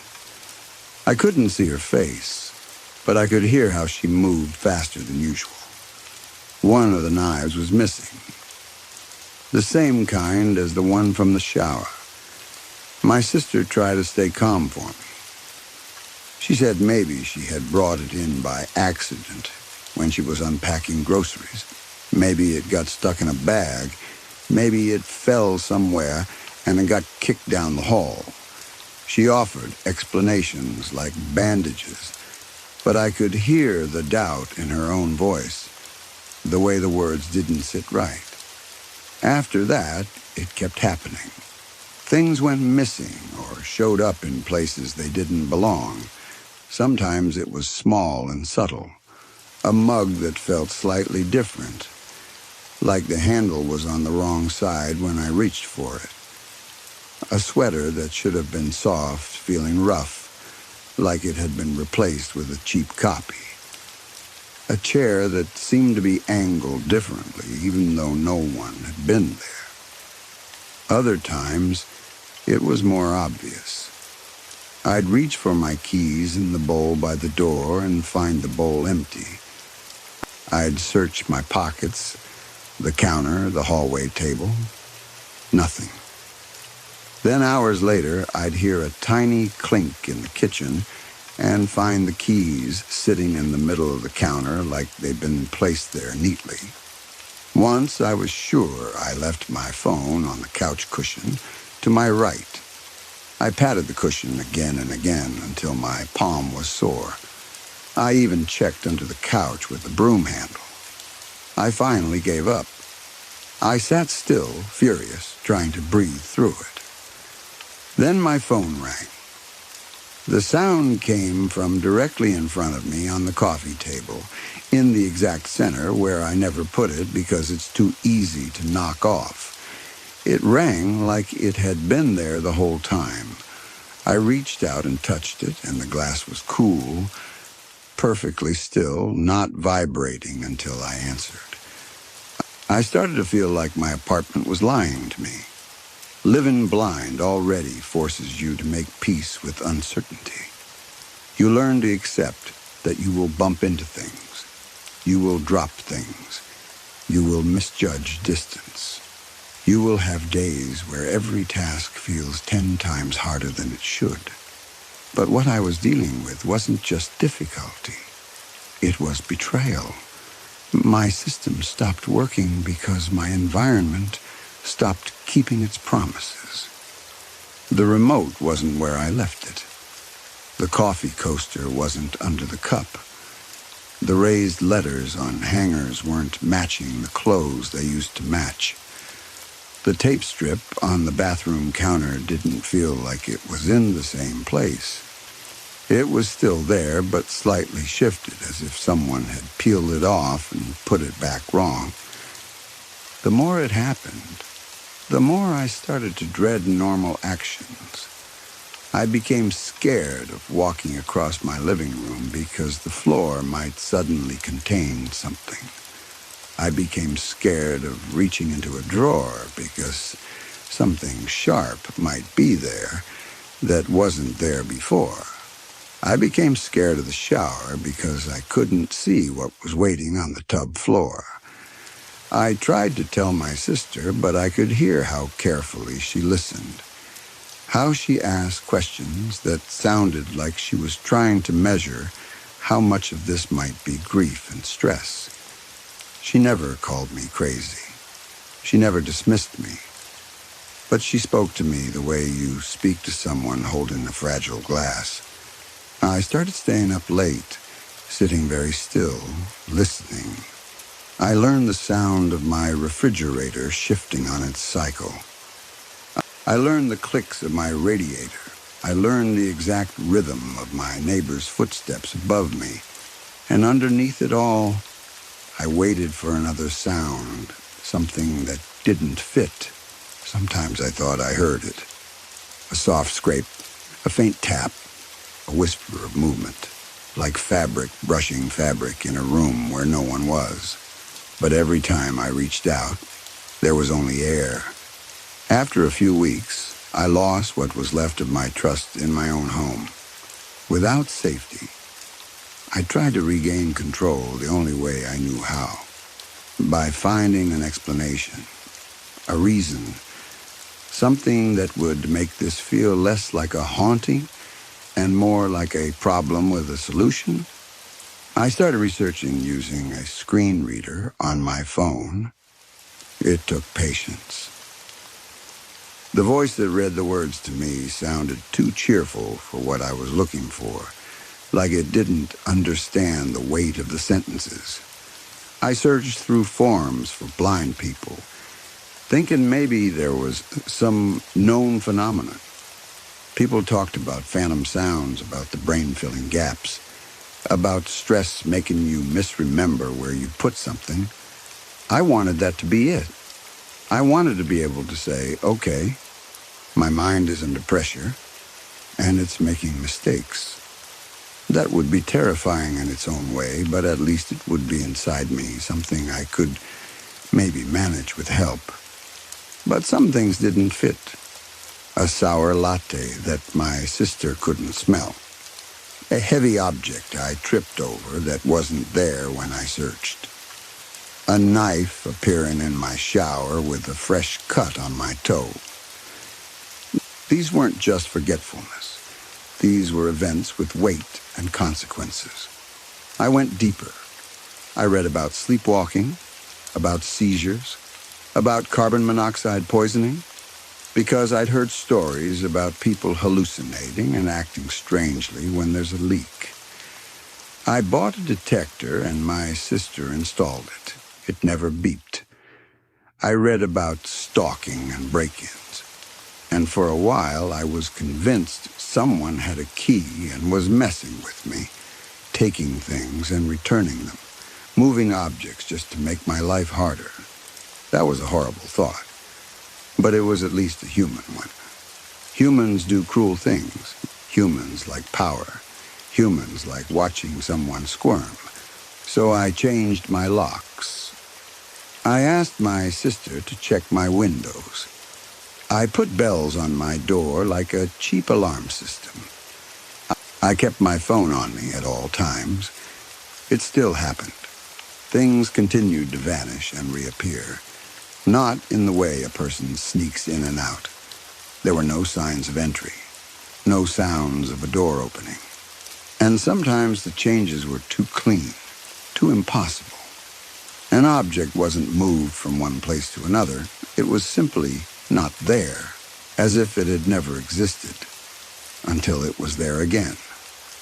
Weeks passed like that, and I started to feel like my apartment wasn't solid, like it was a suggestion, like it could rewrite itself around me as long as I couldn't check it. That's when I found the only explanation that made a sick kind of sense. It started with a thread on a physics forum, something someone said as a joke, but it stuck to my mind like burrs. They mentioned the observer effect. I'd heard the term before in a vague way, the way most people have. Something about particles behaving differently when they're measured. Something about experiments in the early 20th century that made scientists argue about whether reality itself depends on observation. I followed that idea down one link after another. Articles, discussions, half-written wiki pages, arguments between people who sounded certain and people who sounded furious. It was hard to understand fully, especially with a screen reader turning complex symbols into awkward words. But the core idea hit me again and again. When something is observed, it behaves differently than when it isn't. Particles, light, tiny things that make up everything. I lay in bed one night, listening to the low hum of my building, and I couldn't stop thinking about it. I kept thinking about what observed really means in those experiments. Observed doesn't always mean a human eyeball. It can mean measured, recorded, interacted with, forced into a state where it has to choose what it is. My fingers traced the blanket seam, back and forth, like I could stitch my thoughts into place. My eyes didn't work anymore. I could still touch things, smell things, hear things. But sight is the sense that confirms distance and shape instantly. Sight is the sense that pins the world down. Without it, I felt like my apartment wasn't fully locked into place, like my reality had become softer at the edges. Our senses hold reality together. That thought came to me fully formed, and it scared me because it felt true. Without sight, my world was glitching. At first, that idea felt ridiculous. It felt like the kind of thing you think at 3 in the morning when you're spiraling. But then I remembered the sour coffee, the missing object, the knife. I remembered how things weren't just misplaced. They were wrong. They were changed. Like copies that looked close enough for a quick glance, but not close enough for someone who relies on touch and smell and routine. I started to wonder if my blindness wasn't just something that happened to me. What if it had opened a crack? What if the world around me, unobserved in the way it used to be observed, was slipping, rearranging itself, testing boundaries? And if observation is what keeps reality behaving, then I had a worse question waiting underneath that one. If I wasn't observing my apartment the way I used to, then what was? Because things didn't just disappear. They came back. The knife didn't drift in from a hallway. It arrived with motion, with force, with timing. Something, somewhere, had to know where I was standing in that tub. Something had to know where my foot would be. The thought that my world was glitching was frightening. The thought that it might be glitching around an observer that wasn't me was worse. Some nights now I sit in my recliner with the TV off, holding the remote so it can't vanish, listening to my own breathing and the building's quiet noises. I keep my hands on familiar objects as if touch alone can anchor them. And in the stillness, I can't stop wondering whether my apartment is changing because it's unobserved or because something else is observing it instead. Something that can see perfectly well in the dark. Story 5. I didn't plan on posting again this soon, but something happened last night and I don't know what to do with it. I've been walking around all day with that tight, buzzing feeling in my chest, like my body is waiting for something to happen again. I keep thinking I've calmed down, and then I catch myself staring at a wall or a doorway for too long, listening for a sound that isn't there. After my last post, a few people told me to look at the photo again, the one I mentioned, the one I took in that room. I kept telling myself I'd do it later, that it could wait until I felt more settled, because I already knew it would pull me right back into everything. So I avoided it. I distracted myself with work, errands, anything. But the thought kept circling in my head. Eventually it got to the point where not looking felt worse than looking. So last night, I finally opened it. The first time I saw that photo, I only registered the words scratched into the wall. That was the loudest thing in it, visually and mentally. It was like my brain saw the message and decided that was the whole story. I remember staring at the scratches and feeling that weird mix of disgust and curiosity. The kind where you want to look away, but you can't stop yourself. The lighting in that room was bad and yellow, and the phone camera didn't capture it cleanly, but the words were still obvious enough to make my stomach turn.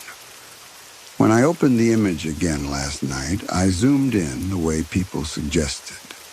Slowly, reluctantly. I told myself I was just checking for details, just proving to myself that there wasn't anything else there. I wished that's what it had been. Zoomed in, the scratches didn't look like one set of marks. They looked layered, like the wall had been used and reused. There were older scratches underneath newer ones, some faded, some deep. Some lines were clean, like they were made with something sharp and hard, but other marks looked smeared, not like a blur from the camera, like the wall itself had been rubbed or dragged on repeatedly with something softer than a blade. It's hard to explain without sounding dramatic, but those marks didn't look like normal damage. They didn't look like a kid being stupid or an animal clawing at the paint. They looked intentional, but not precise. More like something trying again and again, failing to make the same kind of cut, getting frustrated, pressing harder, changing angle, changing pressure. The more I stared at it, the more uncomfortable I got because it made the room feel active in my memory. Like it wasn't just a room I visited. Like it was a place something had been doing something for a long time. I zoomed out a little because staring at the wall that close started to make my eyes ache. And that's when I noticed the corner of the photo. At first, I thought it was just a shadow. There was always weird shadowing near the doorway because the light source in that room was never right. Half the time it flickered, or it cast this uneven beam that made corners look too dark. I almost closed the image right then. I told myself I was tired and overthinking it, but my hand didn't move. I kept looking at the dark patch in the corner, and something about it didn't sit right. It didn't blend the way a shadow should. It held its shape in a way that made my skin go tight. I adjusted the brightness. I played with the contrast. I did that thing where you try to force your eyes to see what's there instead of what you're afraid is there. It didn't behave like a shadow. A shadow should soften at the edges. It should fade into the wall. This didn't. It stayed firm. It stayed separate. Like an object. Like a person standing in low light. It looked like something in the doorway. Not fully in the doorway, but just inside it, angled in. Too tall for the frame, like it had to bend slightly to fit. The top of it was cut off by the edge of the photo, which somehow made it worse. It meant I couldn't see its head or face clearly, only the length of it, and the way it seemed to lean toward the room. I don't remember seeing anything there when I took the picture. I don't remember thinking, oh, there's someone behind me. I don't even remember taking the photo properly. I remember lifting my phone. I remember the feeling of wanting proof, wanting to document what I saw, like it would make it less personal. But I don't remember framing it or checking the screen.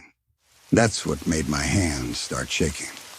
Because if something was in the doorway, why didn't I see it? I was about to back out of the photo and put my phone down because my stomach felt sour and my heart was going too fast. And then I noticed something that made my whole body go cold. There were two photos, two nearly identical images in my gallery, one right after the other. I only remember taking one. I tapped the first one, then swiped to the next. The second was the same room, the same wall, the same doorway, but the angle was different. It was taken from outside the room, from the hallway, angled inward like whoever took it was standing behind me while I was inside. And in that second photo, you can see me. Not my face, just part of my shoulder, my upper arm, and my hand holding my phone up to take the first picture. It's unmistakable. The sleeve I was wearing, the way my hand was positioned, the slight bend of my wrist. The first photo is what my phone camera saw from inside the room. The second photo is what someone else's camera saw from behind me. Except there wasn't anyone with me. I sat up in bed so fast I got dizzy. I stared at the second photo and tried to force logic into it. Maybe the camera had triggered some burst mode feature. Maybe it was a weird reflection from a mirror in the hallway. Maybe my phone did some automatic motion thing. None of it fit. It wasn't a duplicate. It was a different perspective entirely. I checked the timestamps. Then I checked again. I zoomed in until the numbers were huge on the screen. They were taken seconds apart. I checked the file info like that would save me. The details only made me feel worse. The photos were the same date, the same time window. It wasn't like one was taken later and accidentally sorted wrong. They were back to back, like click, click, like someone was there with me, close enough to photograph me. I couldn't sleep after that. Every time I closed my eyes, I replayed that moment at the top of the stairs in the building. The door that was slightly open, the sound of breathing, the way it said my name. Not in a growl, not in a scream, just like it knew me, like it was recognizing me, like it had been waiting to say it out loud again. That's what's been bothering me most. If it had sounded angry, or wild, or obviously threatening, maybe my brain could file it under danger and react the normal way. But it didn't. It sounded familiar. The kind of familiar that makes you second-guess your own memory. The kind that makes you think, Do I know this voice? Have I heard it before? Did I forget something? I must have drifted off at some point because I remember looking at my phone and seeing the time change. But I don't remember falling asleep. It felt more like I blinked too long and woke up in a darker version of my room. Around 3 in the morning, I woke up to a sound. At first, I thought it was outside. My apartment building isn't soundproof. People walk in the hall, pipes knock, the heat clicks on and off, and sometimes you hear someone on the stairs at weird hours. My first thought was just great. Someone's coming home drunk. Then I listened again, and my stomach tightened. It wasn't the sound of footsteps. It was slow, dragging, like something being pulled across the floor with steady pressure. A scrape, then a pause. A scrape, then a pause. Not random, not rushed. Calm, patient. It was the exact same kind of sound I heard upstairs in that building when I was standing near the staircase. That slow pull, like something moving without lifting its weight. I stayed still and listened, because moving felt like admitting it was real. The sound stopped, and for a second I almost laughed in relief, like my brain could tell itself it was pipes or a neighbor shifting furniture. Then it started again. Closer. Not loud, just closer. Like the distance between me and it was shrinking one scrape at a time. I forced myself to sit up. My room was dark except for the faint light from the street outside filtering through the blinds. The air felt colder than it should have. I could hear my own breathing, too fast, too shallow. I listened again. Another scrape. I couldn't stay in bed. Something about the sound made me feel trapped. So I got up slowly, barefoot on the floor, trying not to make noise, which is ridiculous because I live alone. Habit, I guess. Fear makes you act like you're trying not to wake someone. I opened my bedroom door and looked into the hallway of my apartment. Empty. No movement, no shadow crossing, no shape at the end of the hall. The bathroom door was closed, the living room was dark, the kitchen had that faint glow from the microwave clock. I stood there for a full minute, listening. Nothing. I walked a little farther out, checking each doorway like I expected something to be standing in one of them. Still nothing. Everything looked normal, and that should have made me feel better, but it didn't. It made me feel like I was missing something obvious. I checked the front door. Locked. Chain on. Deadbolt. I pressed my hand against it and felt the solid wood like touching it would prove nobody had come in. Then I went back to my bedroom trying to calm down, telling myself I was overtired, that my brain was taking that photo situation and turning it into a midnight panic. That's when I saw my phone. It was on the floor next to my bed. I stopped in the doorway and stared at it like it was an animal I didn't trust. I was sure I left it on my desk. I always put it there at night because I don't like sleeping with it in the bed. I've always done that. It's not even a preference I have to think about. It's a routine. But there it was, face up on the carpet. The screen was still on, and the gallery was open. The second photo was displayed. I didn't pick it up right away. I just stood there, frozen, feeling my scalp tighten with that hot, cold fear that makes you feel sick. Because I knew I didn't open it. I knew I didn't move my phone. And if I had sleepwalked, the gallery wouldn't just conveniently be on that image unless my body had done something very specific. I walked closer and stared at the screen from above, as if keeping distance would keep me safe. I could see the hallway shot clearly.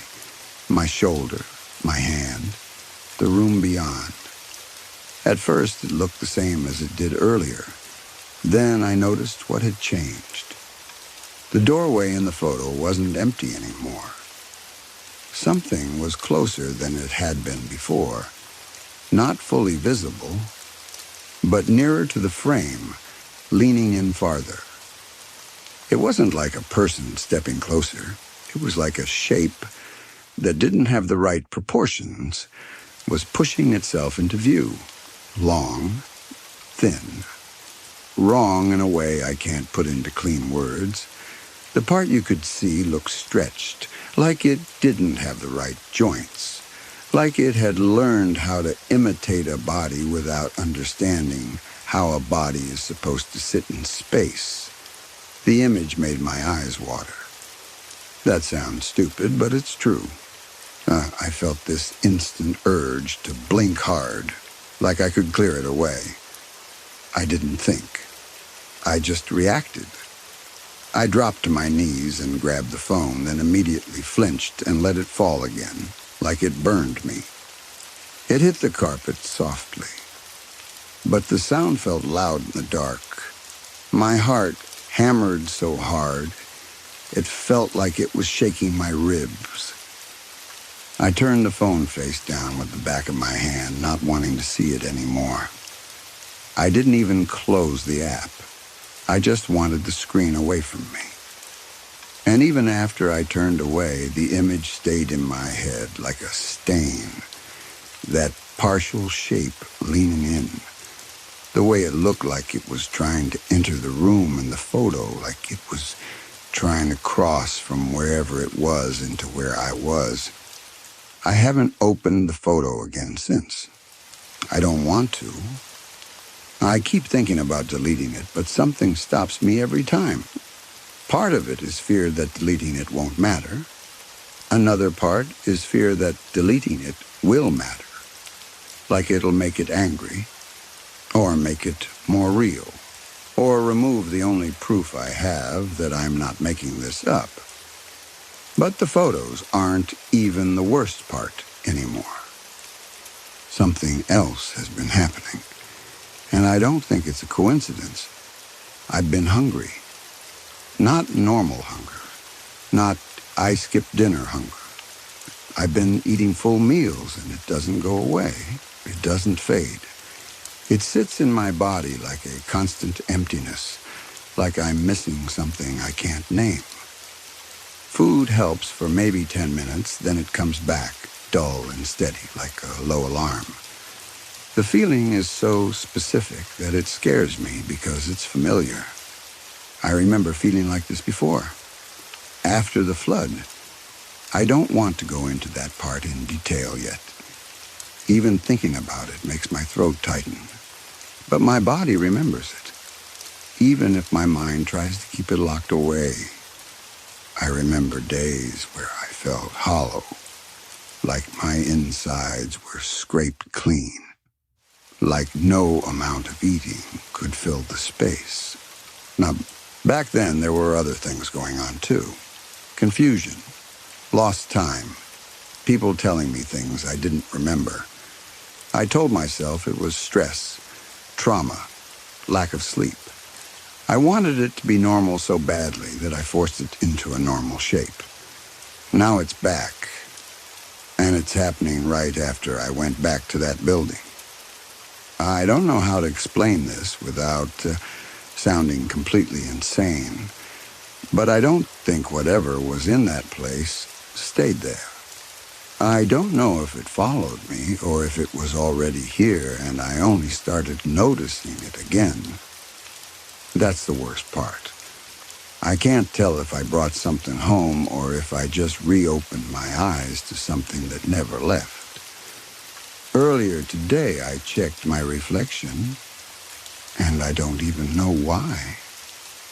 I was washing my hands, and I just had this sudden thought that I needed to look at my face, like I needed confirmation that I was still myself. that my eyes looked normal, that my mouth looked normal, that there wasn't some obvious sign I was falling apart. At first, everything looked fine. Tired, sure. Pale. Dark circles under my eyes, but normal. Then it wasn't. It was only for a second. Maybe less than a second. But I know what I saw. My reflection smiled. I wasn't smiling. My mouth stayed flat. I remember that clearly because I felt my lips pressed together. But in the mirror, the corners of my mouth lifted in this slow, pleased way. Not a big grin, not a happy smile. More like the expression someone makes when they're watching something they've been waiting for. I blinked hard, and the reflection snapped back into place, matching me again. My face looked exactly like it should. But my hands were shaking so badly I had to grip the sink to steady myself. I stood there for a long time staring, waiting for it to happen again. It didn't. But the memory of it didn't fade either. I've been trying to be practical. I've been trying to tell myself that stress can do strange things, that exhaustion can cause weird perception issues, that looking at frightening images late at night can make your brain invent patterns and threats. I know all the logical explanations. I've read the studies. I've told other people to breathe, to ground themselves, to take care of their bodies, to sleep, to stop spiraling. But logic doesn't explain two photos from two angles when I remember taking one. Logic doesn't explain my phone moving, opening the gallery, and displaying the exact image I'd been afraid of. Logic doesn't explain a reflection that moves when I don't. And if it was just in my head, why does it feel like something is learning me? Why does it feel like it recognizes me? I'm keeping the lights on tonight. The overhead light in the living room, the lamp in my bedroom, even the hallway light. I know it probably won't help. If something is here, light won't stop it. Light just makes it easier to see.